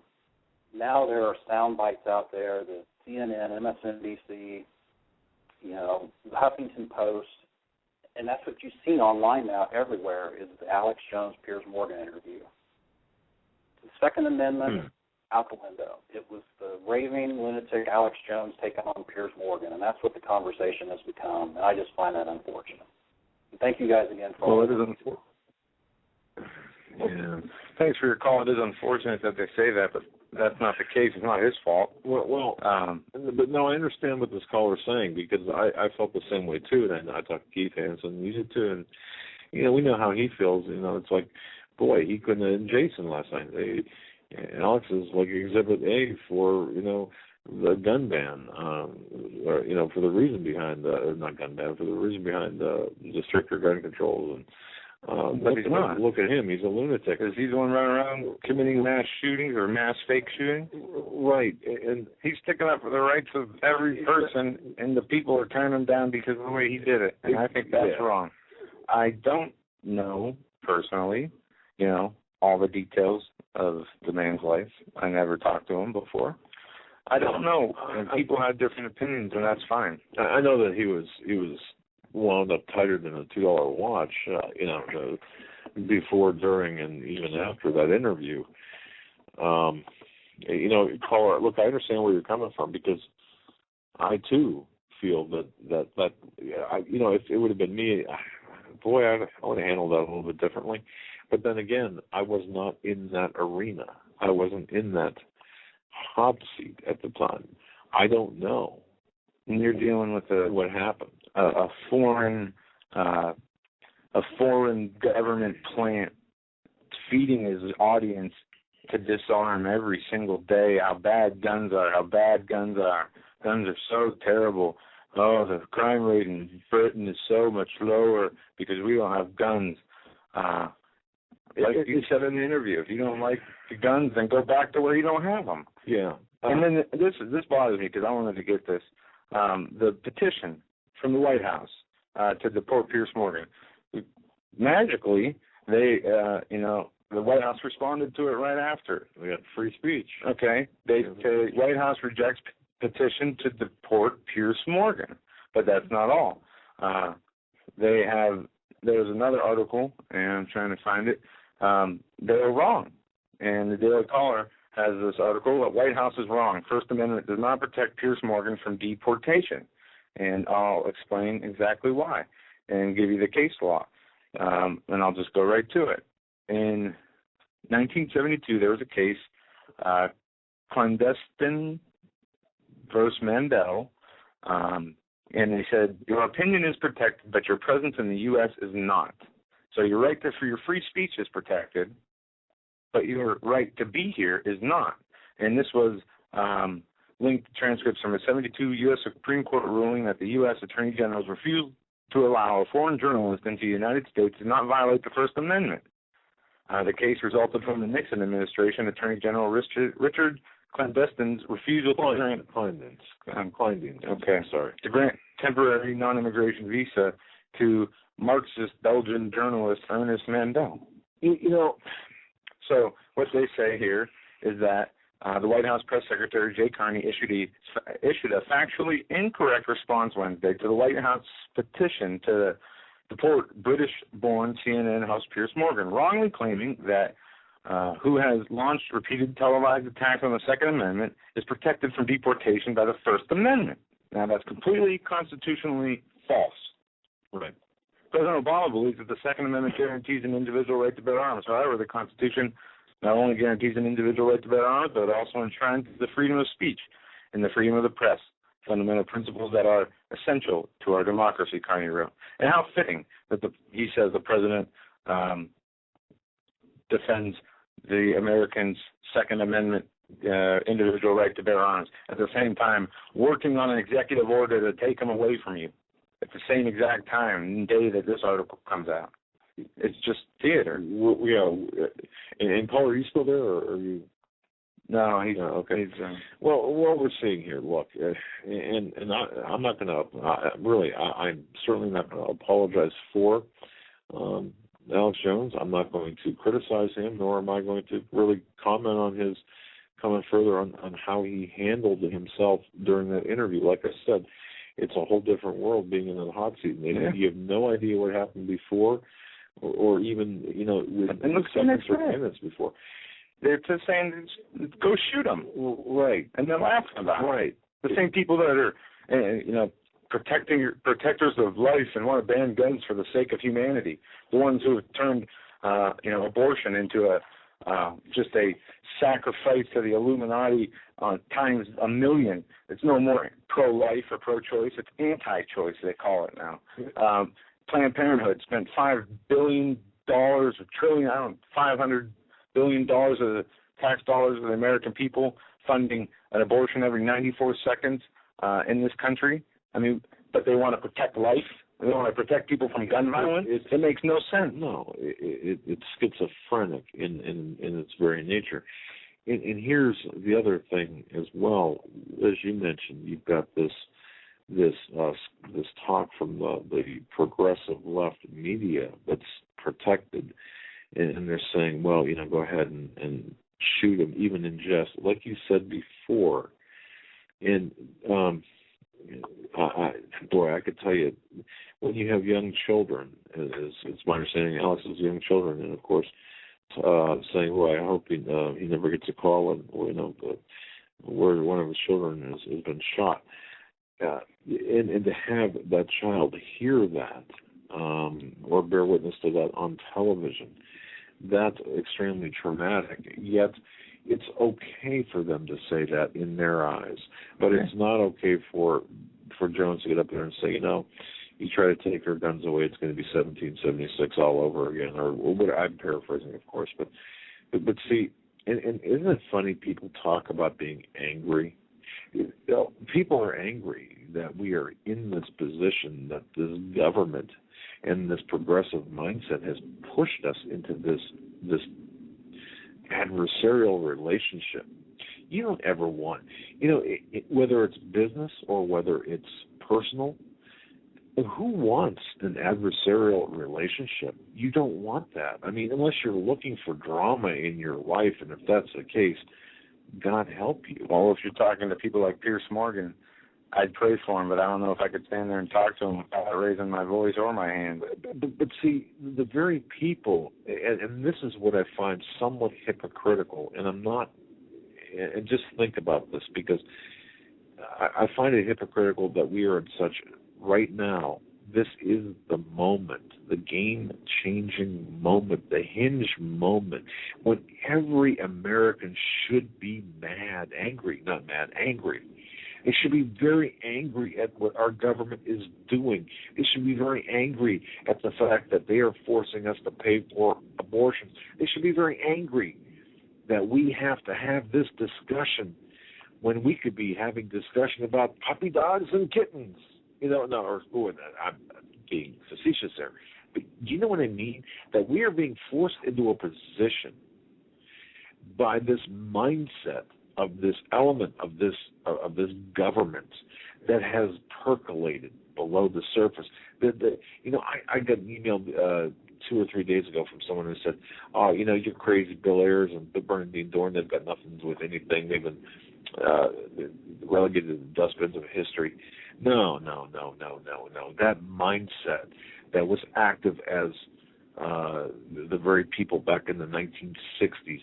These are the very people who are running this country here today. People need to understand this. So you're doggone right. We have the right to be angry.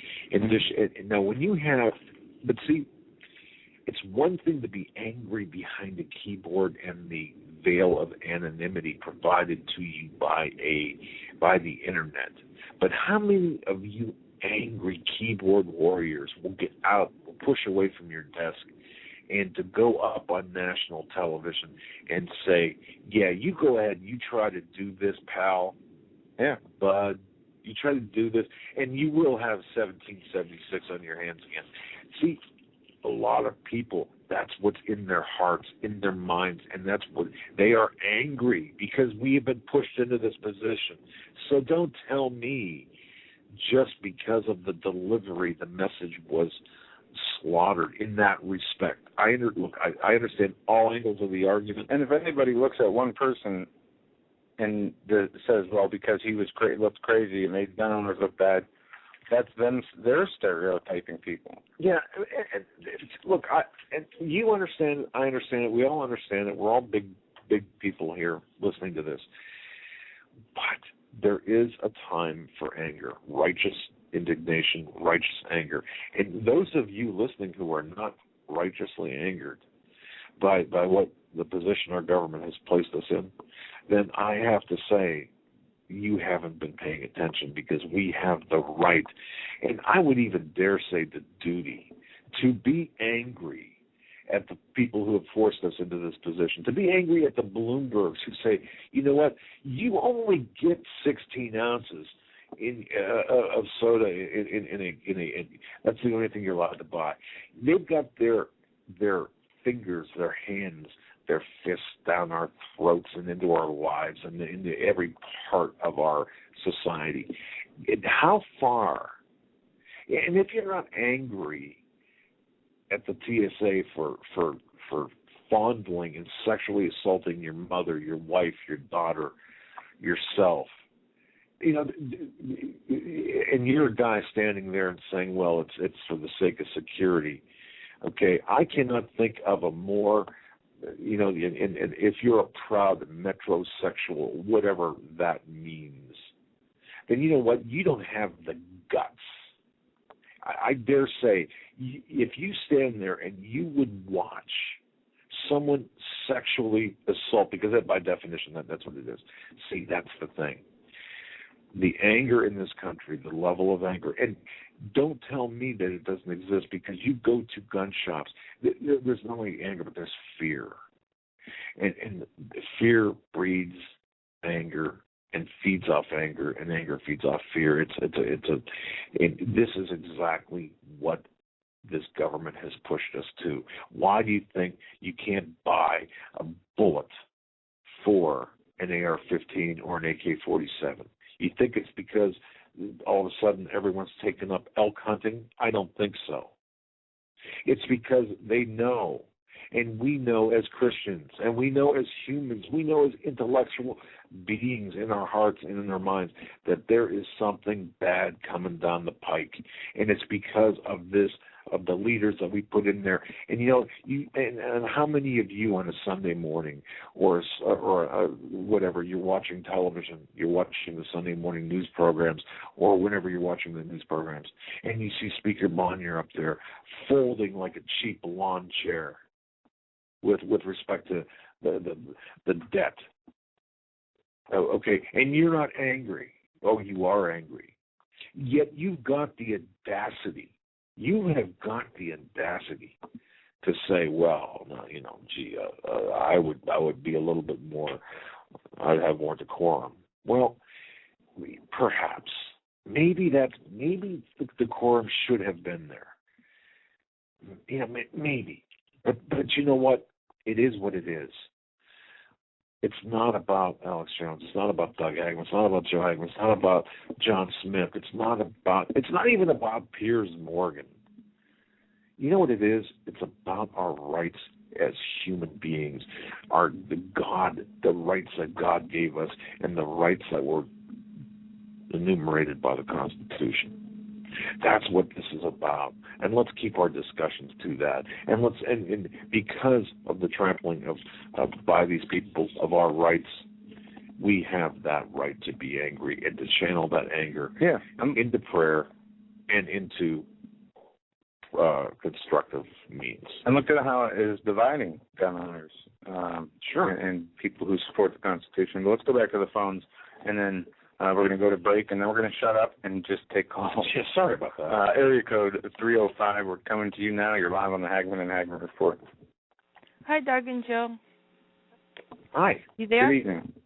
Hi. Yes. Well, I guess I'll chime in on Pam. Pam, okay. I guess I'll chime in on the Alex Jones subject. I've been listening to and watching Alex for I don't know, a decade or more. And, there's always been conflict between the different personalities. It goes way back to the days with Bill Cooper, and there was falling out there between Bill Cooper and Alex, and that stuff has been going on for years.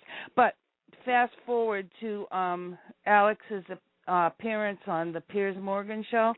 Now, my take on it is I thought he did really well, okay? Anybody that's familiar with Alex knows that when he gets pushed, he can go into a major rant, and he did. But what he did in the short time he was on there was he shined a light on that nest of vipers. And he got out information on a major network that nobody else has ever been able to do. Okay? I've heard that. I've heard that argument made, and I agree with that. Yeah. Mm-hmm. And he panicked them so much that they kicked him out of there, and he didn't even get to do the sit down with the little Lucy lawyer there, Alan Dershowitz. And anybody that even looks at him has to know that he's demonic. And what he did was he shined the light on them. And I'll tell you what, people that I know have really seen the light now, okay? People that really thought there was a point where this could be turned around and they could get the people to side on the Second Amendment and everybody's going to get along and we're going to get to keep our guns and da-da-da-da-da. That's all out the window. Everybody knows that what these people are now. Everybody knows what the plan is. Everybody knows this is a communist takeover, and everybody knows that there's no rational discussion with any of these people, okay? They want us dead just like Bingo. The plan was way back when, and that's it. That they hate us. There's no dealing with them, and all Alex did was he kicked it into high gear and he shined the major spotlight on it, okay? And everybody better start praying for Alex and his family, because he's in a serious world of hurt right now. And anybody like Steve Quayle and Hawk and you guys and anybody that's putting it out there is in serious danger, and we better get on our knees and start praying for everybody instead of nitpicking and saying, well, maybe he could have done it, in a better manner like Jesse did or who did or Larry Pratt did or whatever.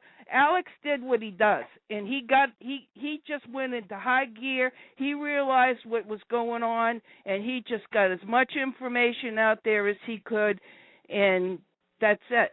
And that's what I got Pam, to say. I love you. Pam, thank you. I don't know how long you've been listening, but God bless you. You have said, you have encapsulated my You've done a great job in conveying that point. Okay. Thanks. Love you guys. God bless you. Love you too. Keep praying for everybody. Everybody pray Indeed. for everybody else. We're going to hit our knees tonight. Amen. Yeah, we're going to go to break here, but one thing I do find surprising, and I put it in the chat room, we're getting more calls about him than we are an executive order with a gun grab. We need to get... It's not about any one person here. It's about the agenda. We need to focus on the agenda. Exactly. But it concerns me that people are more concerned with how he was portrayed than Obama and the vice president today announcing they're going to do something through executive order to confiscate or ban guns. Exactly. Joe, you hit it. Where's the outrage from that? Exactly. Where's the outrage from Cuomo? Where's the outrage from the Iowa governor? Look at Drudge right now. The right of the people that keep and bear arms shall not be infringed. Hi folks, Doug Hagmann here. You might know me as the co-host from the Hagmann and Hagmann Report, or as a frequent guest on Coast to Coast AM with George Norrie. If you're like me, you're tired and confused over today's headlines. You just don't know where to turn for accurate, concise information about really what's going on, what's truly going on in today's society. If you don't know where to turn for accurate, well-researched, and properly vetted news, I've got a suggestion. In fact, it's a requirement. Bookmark Canada Free Press. That's CanadaFreePress.com on the internet.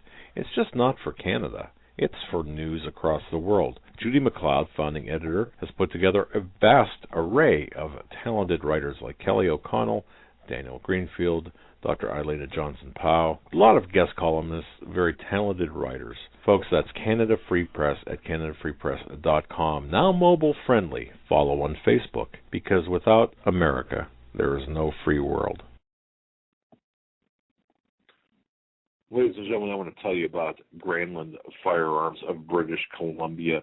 I know we've got a ton of listeners up in Canada, and I know we've got many listeners in British Columbia.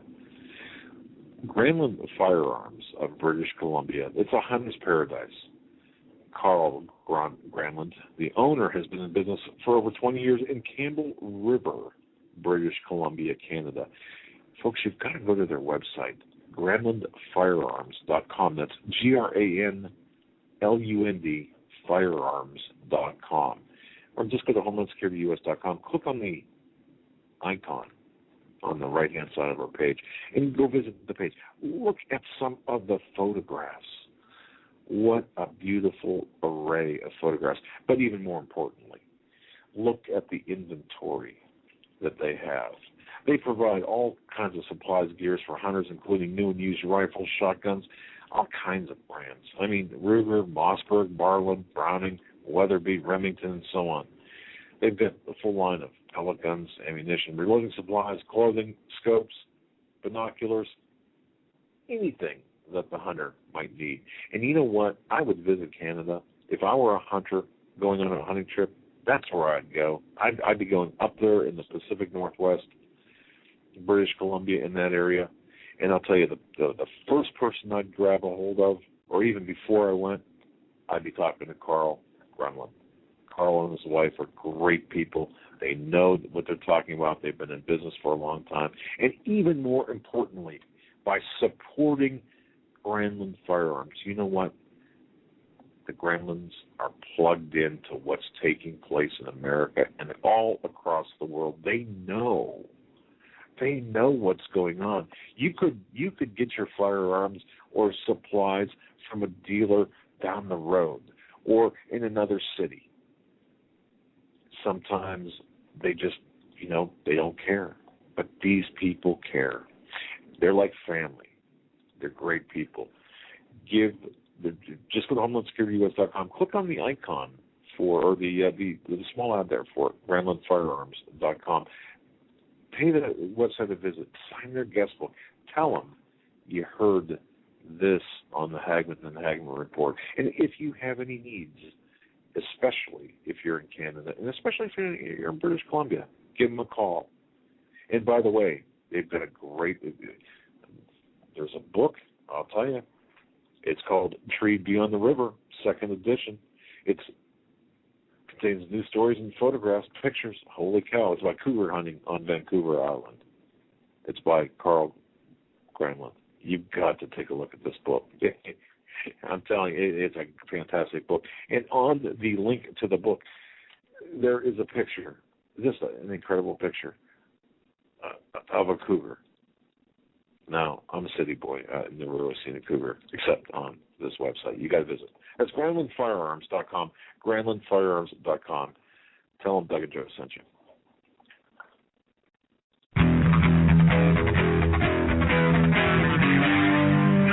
Doug Hagmann, one guy that doesn't need a bullhorn to get your attention. You want answers. I want the truth. You can't handle the truth.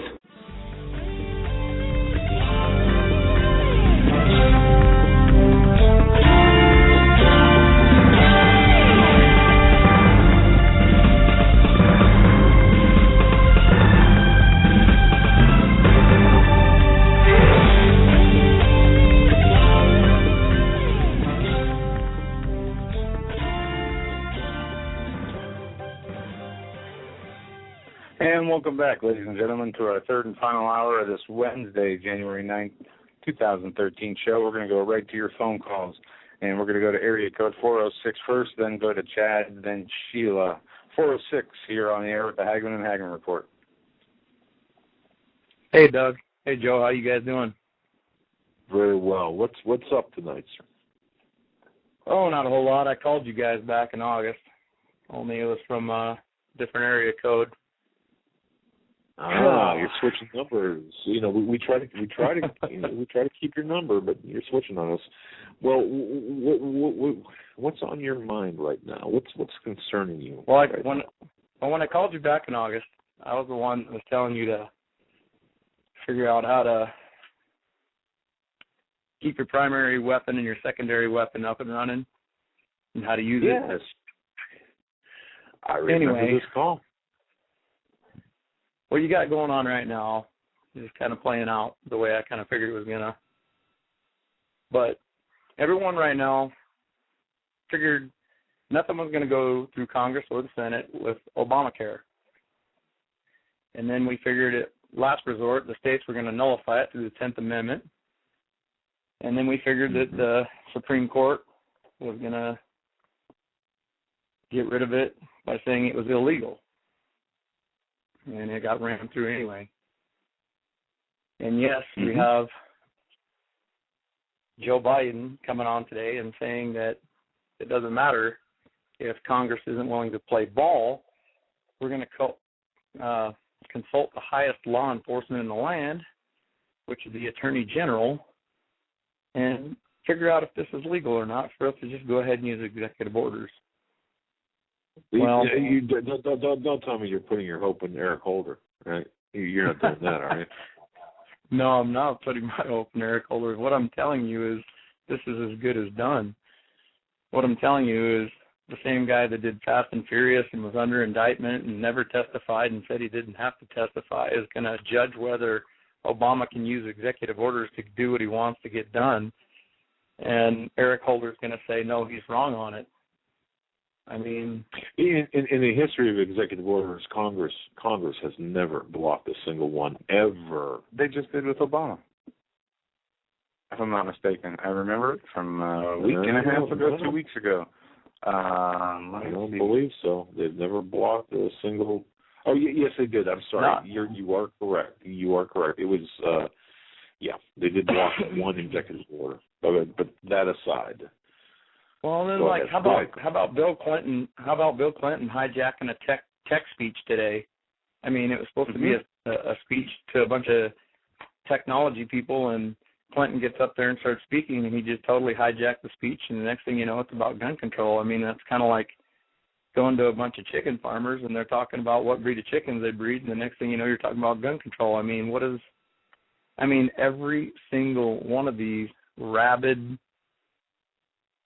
liberals that aren't really liberal like Thomas Jefferson was, they're more like communists or fascists And I love how they called Alex Jones a fascist, by the way, because they said that they wouldn't let John Lennon and everyone talk in America, and that Alex Jones was a fascist because he didn't want to let Piers Morgan talk. But anyway, yeah, they throw out these that's funny. words. They have no.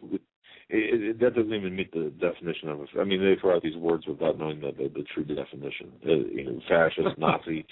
It's learn the definitions and then make your accusations. I try real hard not to laugh when they call Alex Jones a fascist, but anyway. The thing is, Doug, they're going to get this ran through, and you know it. And, I mean, your DADS insider said it, and I've told you this. I talked to you in August. You know who I am. I'm not going to elaborate on it any further than that. My last area code was definitely different. You know that. But we know who you are, and we also know what you had for supper tonight. I'm just kidding. Just go ahead. But what I think's going to happen, I don't know. I think they're really, really getting afraid of the Marine Corps. These guys are really starting to step forward. Go on, Oath Keepers. Read what Stuart Rhodes wrote. I mean, I think you really should do a night one night and just ask for military callers. I mean, Alex does it sometimes, but I think you probably got more people listening than you think. See how many you get. I mean, just say I'd like to get military callers. If the board don't light up, then I guess maybe you'll have to skip it. But you got a lot of Marines stepping forward. That's a good idea. I mean, you got a lot of Marines stepping forward. It's good to know that during executive orders, who's going to follow unconstitutional orders, in my opinion. I mean, I know a lot of my guys ain't. I know that the guys I've been with and been around, and they're just not going to do it. But I mean, it would be a good idea to get a sounding board. But I mean, go to oathkeepers.org and look at what Stuart Rhodes wrote and look at the comments. And I mean, they're trying to say that America's switching positions on gun control. I've been on CNN's boards. I've been on ABC's boards. I've been on all these boards, and I read the article may be negative against guns, but then I read what people write positive toward guns. Yeah. And then you can vote the comment up or down. I mean, like 97%,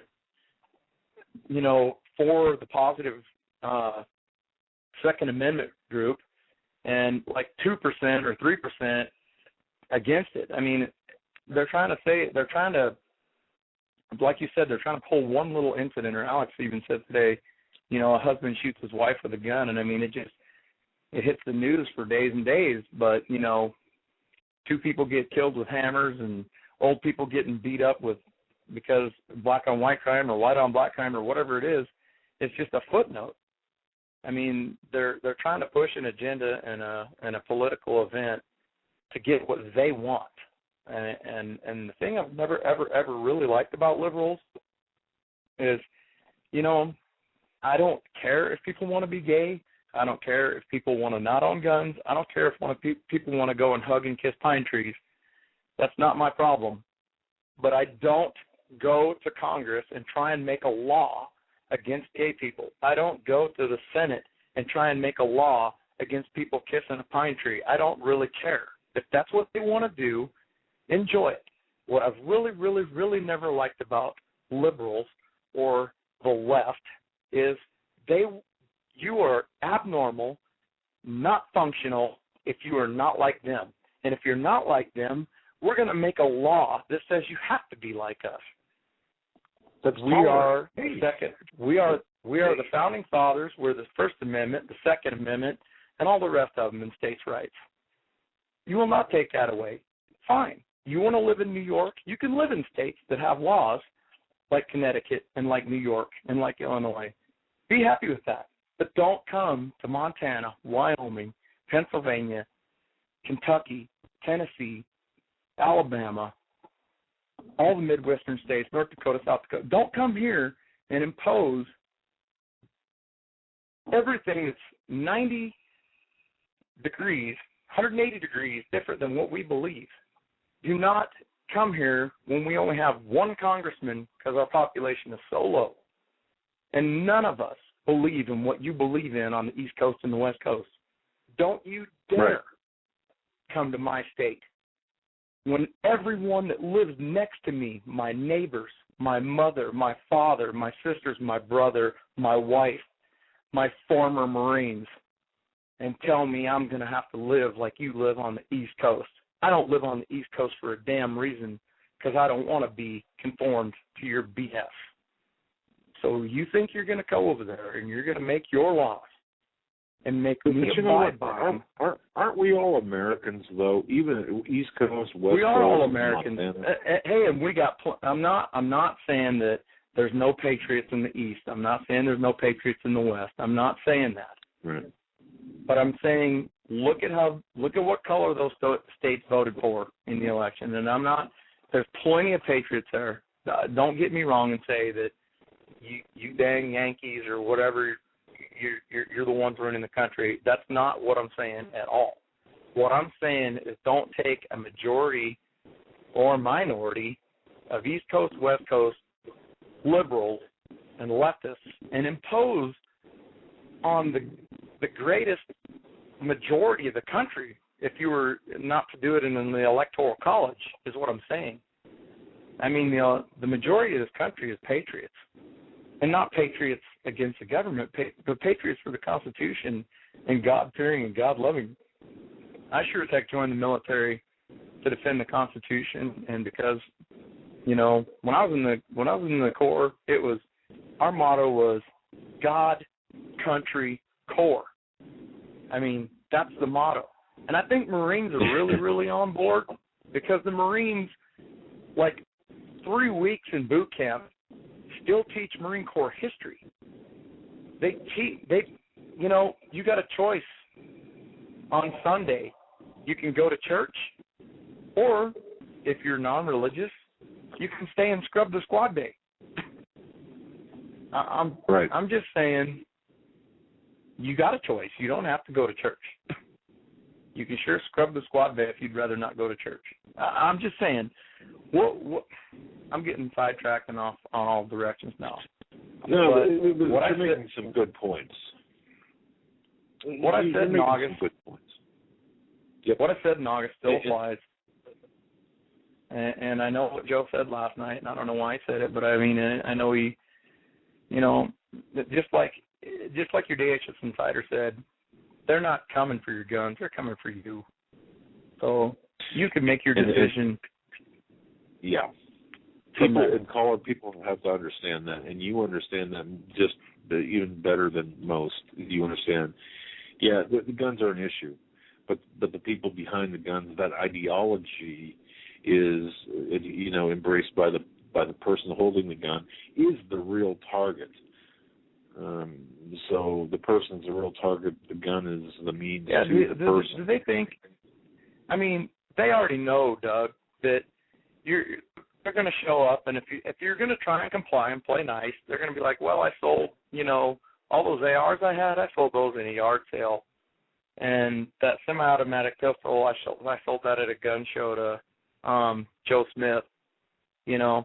It doesn't matter. They already know your ideology. That's what they're after.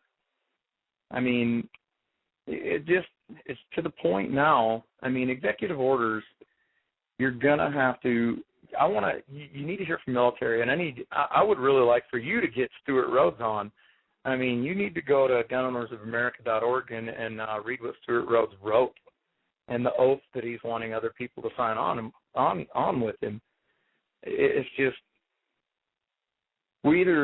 Alex says it too, we're going to either have to stand together or hang separate. I mean, it's just to that point that they've picked the one single thing that conservatives are going to polarize over and not give any ground.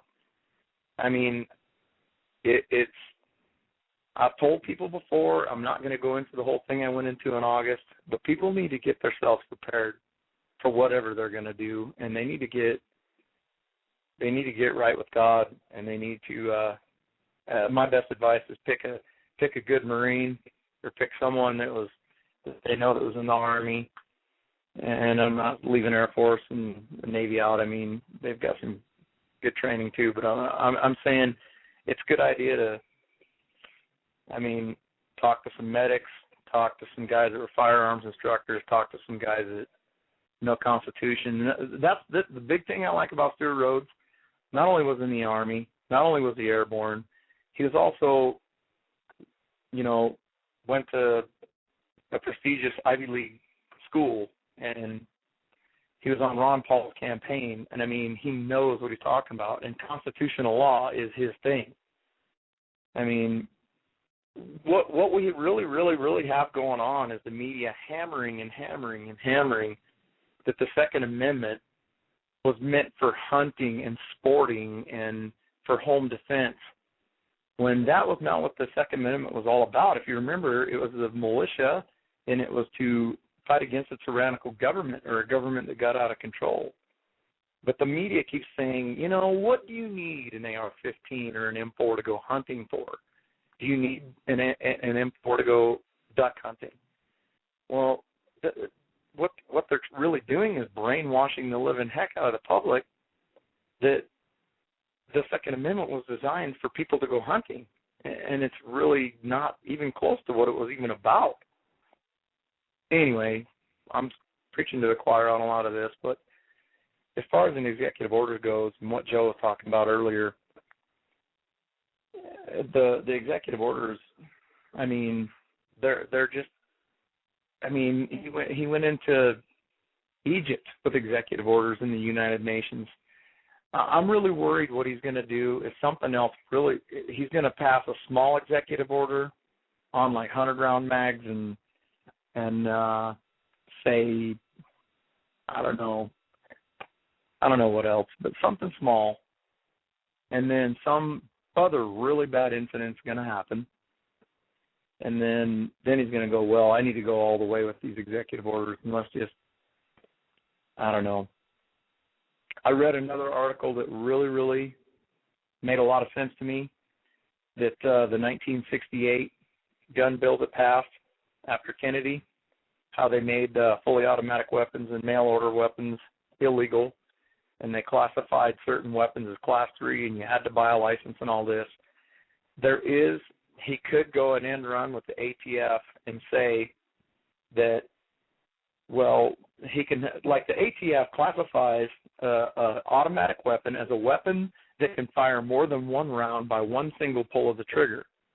Well, what if he decides to just go ahead and say, well, let's just reclassify Class 3 as anything that can fire whatever number of bullets are in a magazine by single pull of the trigger, something small like that. That's what people are.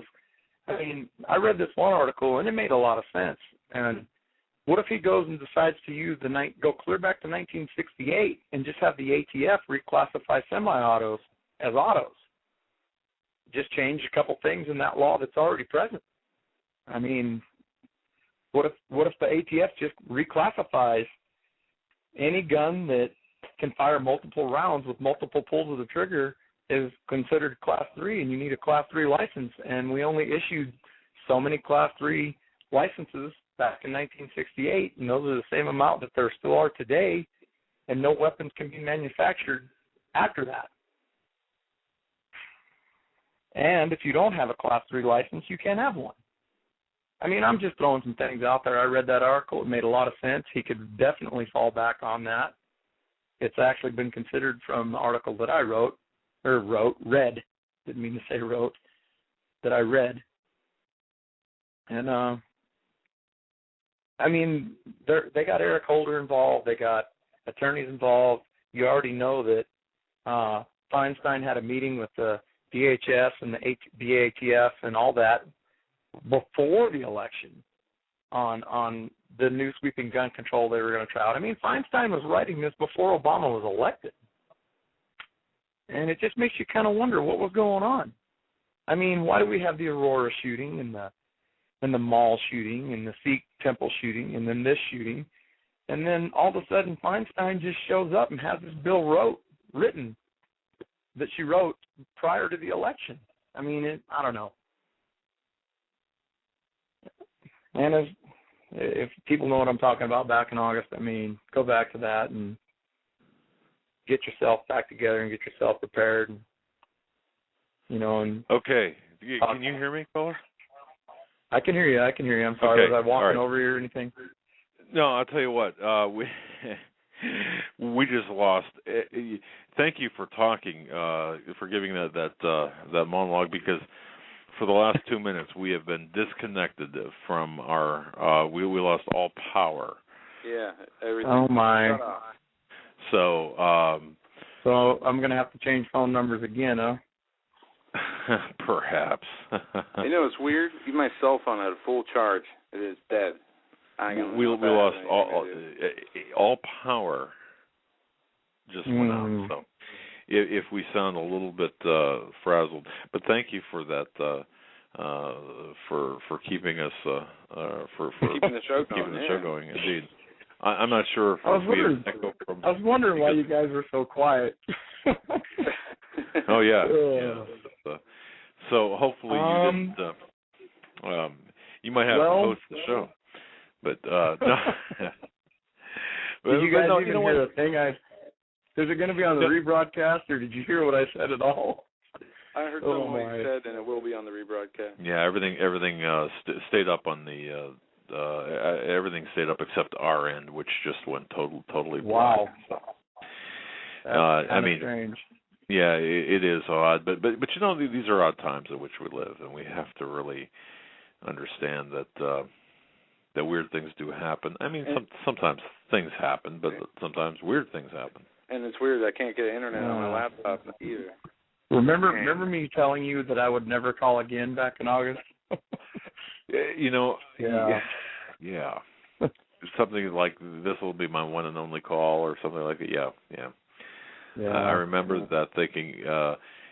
It had. I at the time I thought it had to do with the times in which, or the time period in which we were at.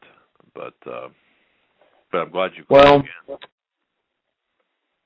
again. Just keeping things in mind, and remember what I told you in August. And I'm not going to repeat it right now because it's not a good time. But guys. Yeah, they're dropping their hands. Hit your knees. And Joe, I'm going to tell you right now, they're not coming to grab your guns. They're coming for you. Yeah. And they're coming for they're coming for your ideas. So just think about what you're going to do from there.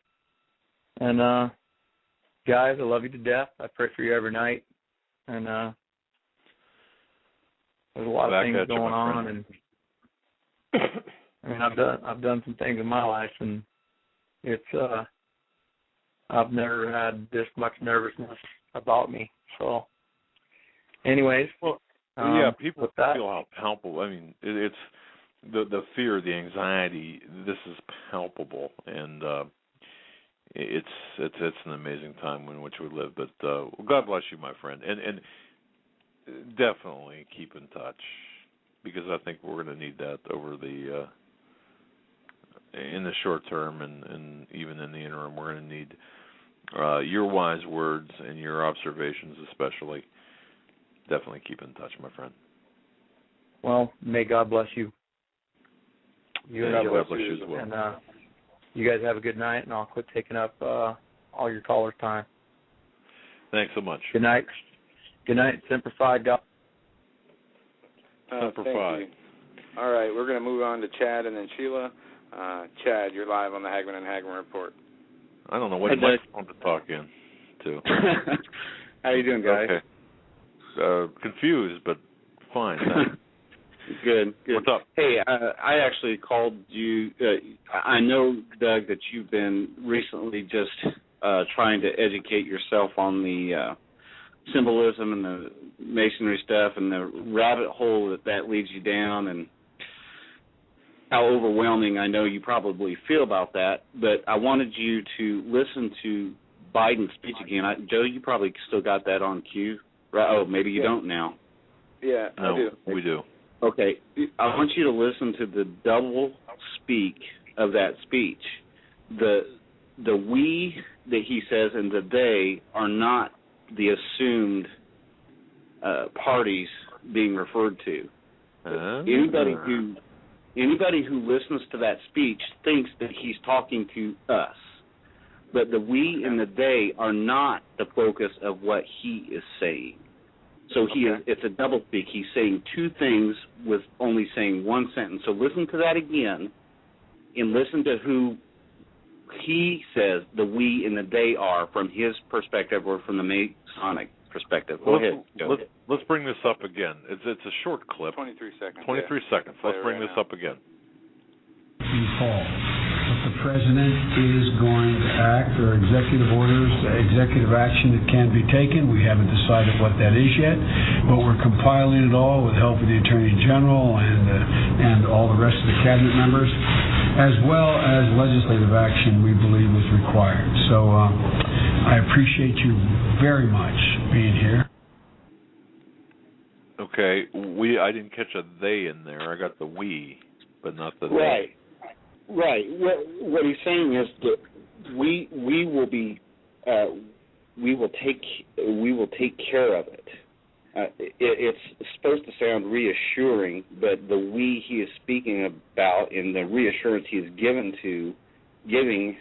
is to the like-minded brethren of their orders. Caller, really, that's an interesting point, because you had characterized my research into symbolism and numerology and such.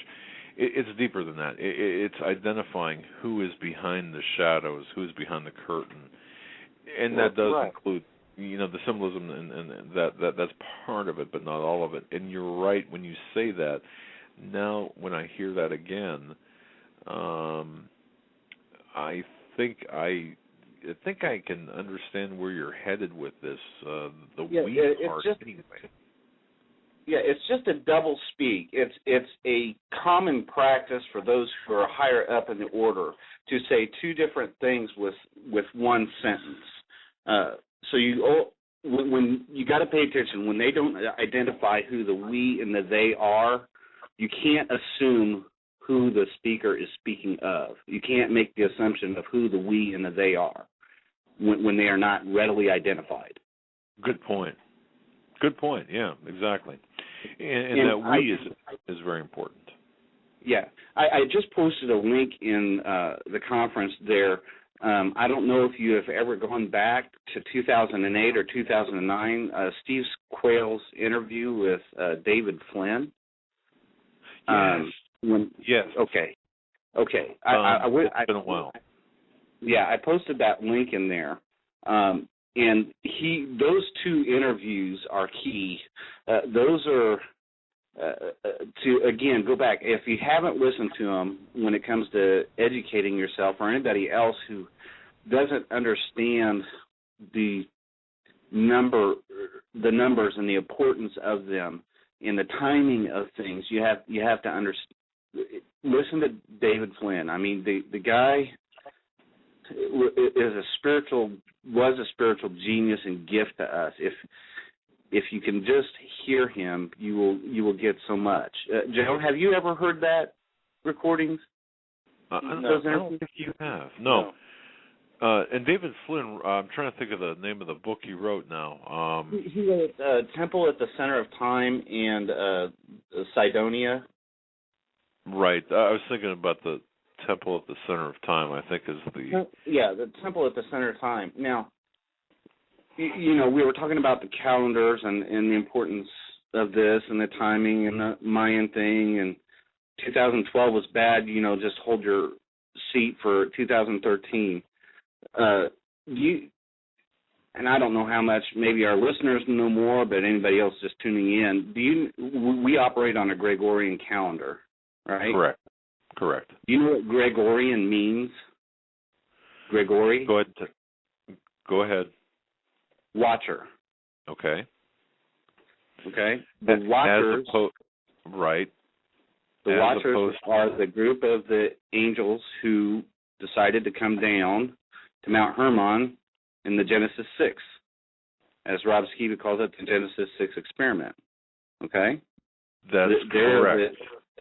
Okay, these are the ones who are the spiritual beings behind, they're the generals, those guys were shut up, but it's the same spirit that's behind the changing of times and distances and things of that nature to play out. So anyway, I just wanted you that I'll keep it brief, but just go back and listen. When you listen to these speeches that are leaders or officials, anytime they're getting behind a pulpit, listen carefully to what they're saying and try to consider that there is something else being said with the very same words.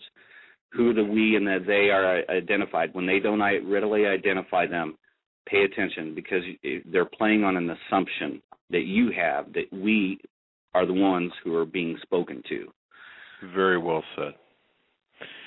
Very well said. And don't forget the difference, and we can go back and compare, the Babylonian calendar versus the Gregorian calendar, and the significance behind that. Right. So when you line up the 1776, for instance, this will be just an easy, brief one, okay? Yeah. The Greek, okay. Hebrew and Greek letters are also the numeric system, okay? They each have numbers associated with them. Correct. Okay? All right. Yep. So the Greek letters, if you spelled out Jesus, the numeric value of this is 888. In Hebrew? Okay. From the in Hebrew? Greek. In Greek. Or in Greek, okay.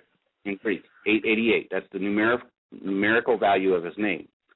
Now, they had in purpose the purpose for the founding of this nation, their coming of the Messiah, or the second coming, what would be referred to as the second coming. 888 times 2 is what? Hold on, caller, we're losing you. You're getting cut off. His numerical value is 888. The second coming, if you take that times 2, you get what number? 888 times 2. 888 times 2. Now you're I don't know if you're talking on a cell phone or Skype, but it's a little choppy there. But go ahead. It's a cell phone. 1776. Right. Is the number you get. Okay. Right. So when you start looking into all these things, and it's just amazing. I won't take up any more time. Look at that link, David Flynn. Go to the Watcher website.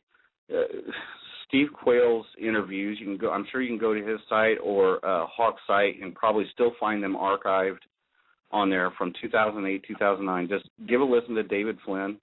I know it's hard to understand some of the things that are there, but I guarantee you it will not be a waste of your time if you just give yourself the 1 or 2 hours to listen to what they are speaking about there, because it's more relevant to what we see happening today than what they could even see then, 4 years ago. I agree, and I do believe I've got that interview downloaded onto a hard drive. We might put it up with their permission onto our YouTube channel, because I think it's an important dissertation. So that said, I'm going to thank you for that. I'll let you go. All right, bye. All right. Yeah, and folks, people in chat are saying we're choppy. It's not the caller. Oh, we're choppy. Yeah, I don't know how that is. We're on landlines. But let's move on. All right. Sheila, you've been on hold, patiently waiting. We're going to you next. You're live on the Hagmann and Hagmann Report.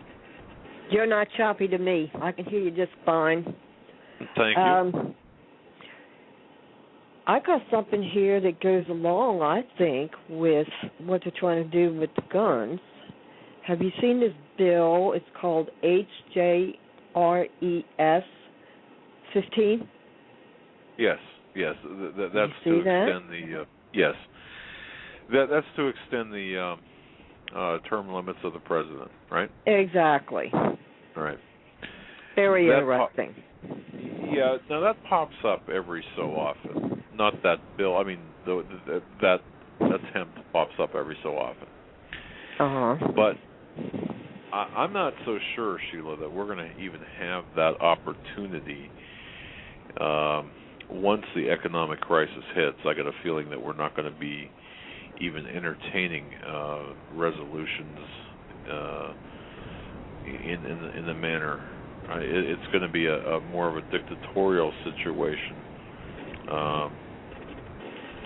than anything else. But yeah, it's interesting that this pops up. Yeah, right here at this time. Yes. Well, you know. Yeah. Go ahead, Doug. No, Sheila. It's something that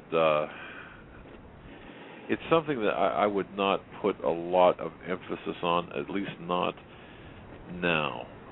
The intent is to keep Obama in office to finish the job of the complete annihilation of America as a republic. People have to understand that, and that's what the job is. It's gonna happen just like the gun legislation or the gun reclassification, ultimate confiscation. That's the ultimate goal. It's going to happen. It doesn't have to happen through Congress. It can happen through executive order, as indicated by Biden. If that does, that's going to hasten the hostilities here in this country. I'm convinced of that. Well, you know, I noticed last week when Boehner and the like met with Obama at the White House, and the reporters were outside the White House when they all came out. And Nancy Pelosi was the last one to come out, and something stopped her in the driveway. She was scared. You could see it in her face. And she had some man with her, and he was looking somewhere off. The cameras didn't pan to see what was going on. I think there were some hecklers there or whatever. And he reached inside of his jacket, and I was assuming there he was getting ready to pull his gun out, and then he changed his mind. And she just stood there and kept looking. And you could just see the fear in her. And she turned right around and walked right back to the White House. So evidently there was some hecklers going on, and that shows you how they're thinking, they're wondering. They stirred up a hornet's nest here. Well, Sheila, I've got to say this. I don't know how many people caught this during Obama's speech on the 31st, I believe it was, during the budget talks, when he said, he made this off-handed joke, something about being president over the next 4 years, I hope. Did you catch that? Did you see that? No. When was the speech?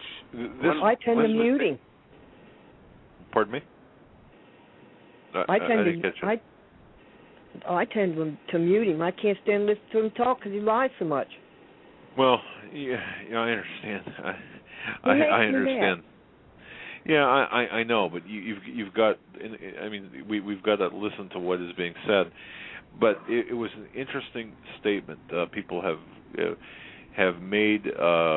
I caught that live. I don't listen live usually to his speeches, but I was in a position to listen to him live, and I caught that. And I thought, what an odd thing to say. And I have a feeling, just judging by his body language and by watching his body language, by watching his mannerisms, micro expressions even, that wasn't a joke. He did not mean that. There was something more behind that. Now, and I don't want to go where I was going to go, so I'll just leave it at that.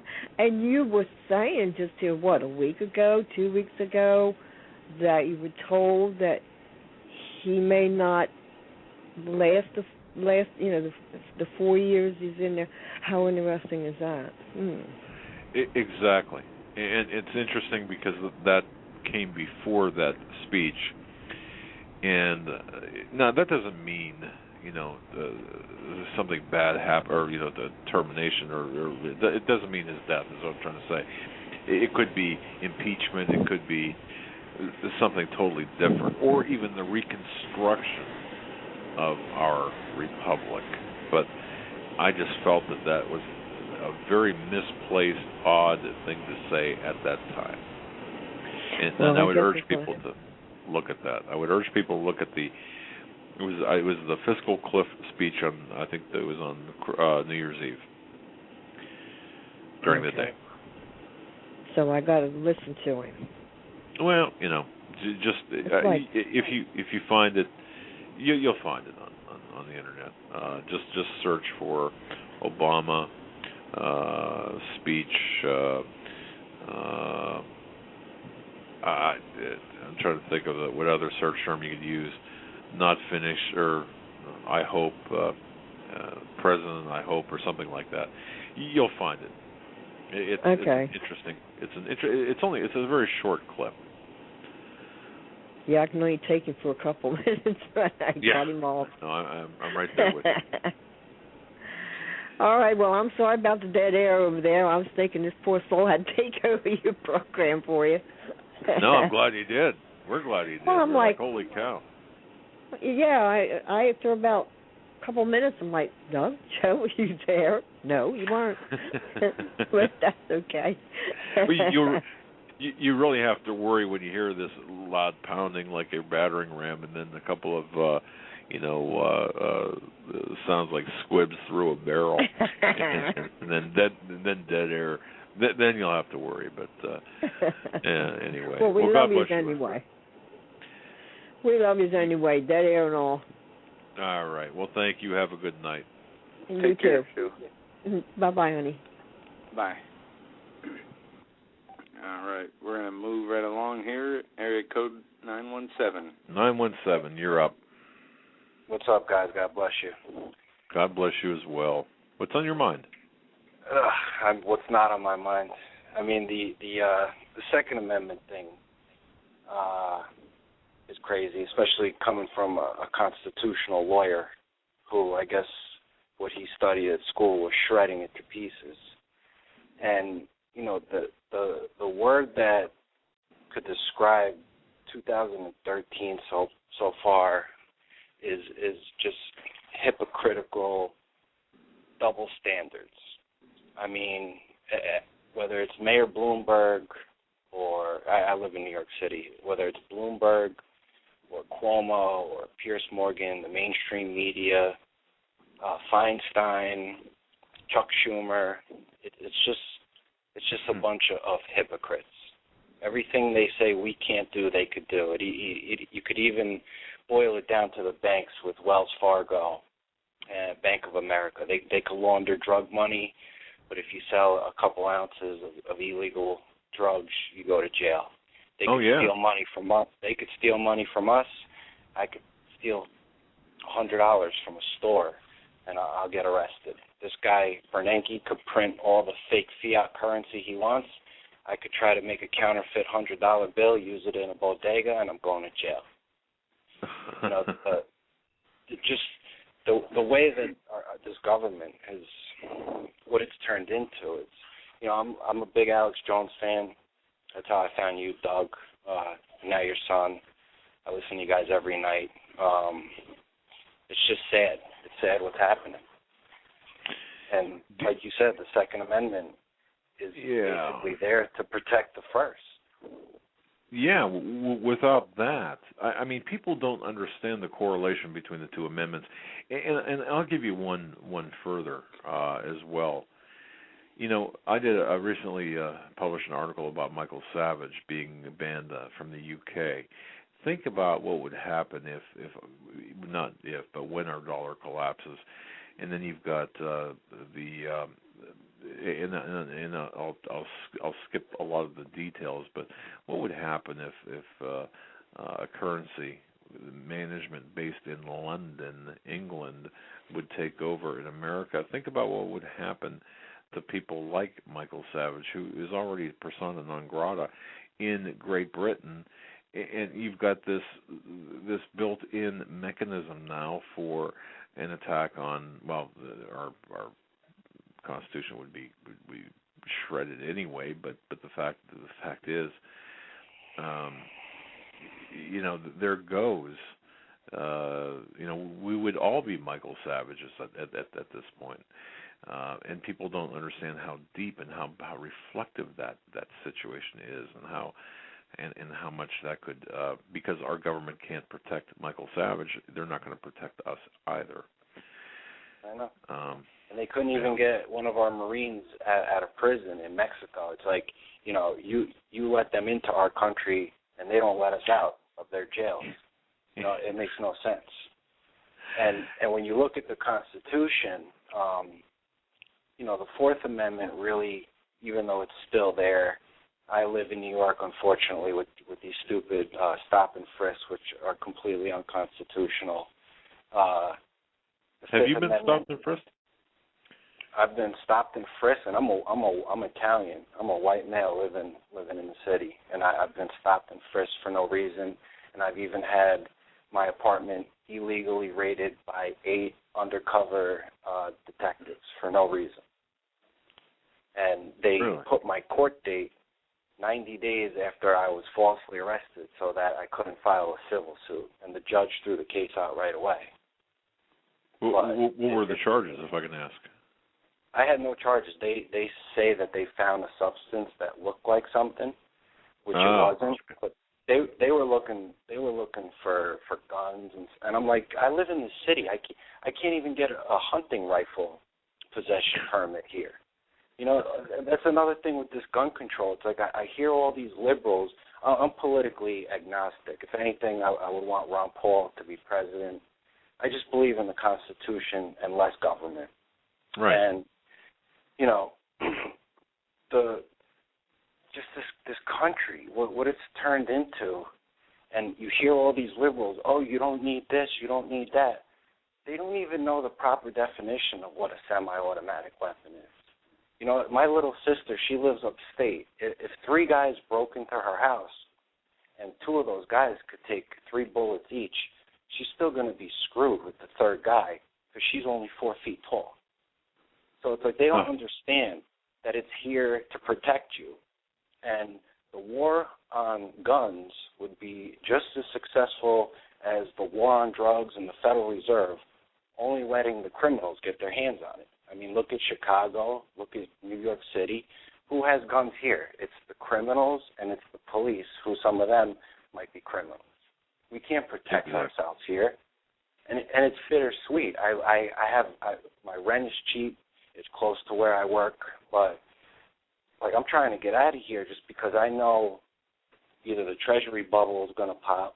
I just know this is a designed artificial implosion of our economy, and it's all tying together with the gun control and just all the craziness that's going on, whether it's the DHS, the NSA. It's stressful. You know, most people, I saw on Drudge today that 81% of New Yorkers voted for Obama, and I find that hard to believe unless it was everybody on welfare. I don't believe what the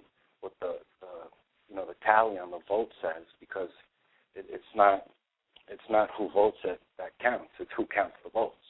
You got that right. Yeah, I don't believe the polls or the numbers from this election. In fact, I don't. I told Rick Wiles I don't believe we've had an honest election for a while. For the last few elections, I don't believe they've been honest. And just like Alex Jones told Pierce, he's a hatchet for the New World Order. So are the people running this country. Everybody with the fiscal cliff is, Boehner needs to grow a sack. He's in it too. There's very few. I mean, look at all the senators. 81 senators in Congress voted for the NDAA. What real hardcore American in their right mind would vote for something like that? It makes no sense. And it's scary. You're exactly, this world that we live in is scary. You're exactly right. But you just said something that made me reminded me of something. And folks, I'm going to toss this out to you. This caller just said something. He said that Alex Jones called Piers Morgan a hatchet man for the New World Order. Okay, now, for all of the criticism against Alex Jones that I've heard and that you've heard, who came after Jones to be interviewed? Sheriff Joe Arpaio. Do you remember anything Arpaio said? Probably not, but you remember that this caller, you remembered Jones successfully got it out, a hatchet man for the New World Order. Isn't that interesting? And he mentioned the DHS purchasing the 1.6 billion bullets. Any mentioned, democide. Any mentioned Operation Gladio. And I knew they were going to try to make him out to be a conspiracy theory, bringing up 9/11. I knew that was coming. Yeah. And they flipped his words around to demonize him. And what I'm worried about, I'm sorry, go ahead. No, go ahead. They did. I agree. Well, I mean, I love AJ. I listen to his show. I listen to all you guys. I try to get as much information as possible. And the only thing, I was happy that he actually, I don't watch the lamestream media because I don't believe in that sort of propaganda. I mean, CNN, Piers Morgan has 550,000 viewers every night. That's nothing. Worst ratings on CNN in 21 years. They're going to move his time slot. He's nothing. Alex Jones has a much bigger audience. But what worries me is that they're going to try to make people, and it's already in the Army manuals about whether you're a Christian, constitutionalist, a Ron Paul supporter, you're anti-war, you're anti-abortion. They label all these things as a threat domestically, and it's just all coming together. And once the second goes, that's it. I mean, there's only two things that are going to happen with this country. Which are? There's either going to be a civil war, which I hope does not happen because we don't need that. Right. Or it's going to be similar to what happened to Jewish people. I mean, why do they have these camps? Why did they purchase so many rounds of ammunition? Was it so that people couldn't buy it, so that they could corner the market? Was it to make it so expensive? Who knows? They probably have an inside track to ammunition selling, and they're probably profiting off of this. Who knows with these people? They're so evil. And Satan rules the world. God rules the universe. And it's hard to get people to understand that these guys they're devil. They're evil. They don't care about us.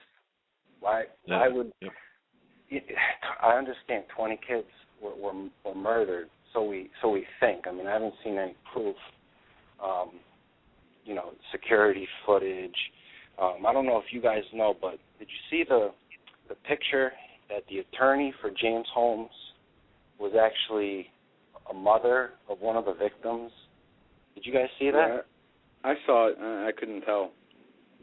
I mean, that, and that the two fathers were involved in the LIBOR scandal, the Bushmaster in the trunk, the medical examiner, I think it's come out that job. The second father was not involved in the LIBOR scandal, unless the media is just throwing out more information. We're still looking at that, caller. We're still looking at the depth and the connections with respect to LIBOR and the. I'm not sure his position would give rise or give. I'm not sure his position if there's any merit to that claim, but we're still looking into that. Pastor Langford, by the way, has done a marvelous job of raising some questions, very legitimate questions, as well. But we're looking at this shooting. There are so many inconsistencies here, and isn't it too many? Yeah, there is, and like we're not going. By the way, we would be doing our listeners a disservice if we did not ask these questions and if we didn't look into this, even though it is a touchy subject because, children allegedly have perished and tragically. However, these questions, regardless of how uncomfortable they are, still need to be asked, and we need to establish the truth, and that's what we're trying to do. And that like you mentioned, the author of The Hunger Games, who wrote the book about the child sacrificing, who lived in Newtown. I don't know if you guys heard that the props manager, the guy responsible for the Dark Knight Rises prop material in the movie, he was from Connecticut, and he died mysteriously in a car accident in April. Once you see the light, I try to tell people, like, when you learn to reverse engineer the mainstream media story, and they have these certain talking points that they're bringing up consistently, you know that they're bringing those up consistently because they're participating in propaganda to try to brainwash you or dumb you down to make you think their facts are accurate when they're not, and they don't talk about anything else. And when you get closer to a destination, you could see it clearer than you could than when you left to leave. And I'm at the point in my life where I could see past everything, and because I'm not dumbed down, I don't drink fluoride, I don't drink aspartame, I don't watch TV, I'm at the point in my life where I'm capable of critical thinking, and I'm not scared to ask why. The only fear that I have is like calling a radio show or, you know, going on your website or going on InfoWars. I don't know if these people are tracking every single move I make. I mean, I try to cover myself by using Start Page instead of Google, which is just a proxy search website. I try to cover my tracks on my phone, but I'm also not going to just totally hibernate because they're watching everything that I do. Screw them. This is America. Don't be afraid. I would not be too concerned with that. I'm going to tell you this: we don't track anybody on our website. That I can tell you for sure. But at some point you've got to, and you've already done this. You've moved on. You moved past the point of saying, well, geez, I'm afraid. Knowledge replaces fear. Knowledge replaces fear, and I'll tell you what, action is where we're headed. And I have a feeling, caller, that we are going to see a lot of action. Sorry to interrupt you. Our show is over. We ran overtime and didn't even realize it. Yeah. I'm sorry. Well, I listen to you so much, and I just had all these questions for you. I'll call back another time. All right, my friend. God bless. Good night now. God bless you guys. Have a good night. All right. Folks, that'll do it for the Hagmann and Hagmann Report this Wednesday. Tomorrow, Nathan Liao. Not going to want to miss it. All right. Good night.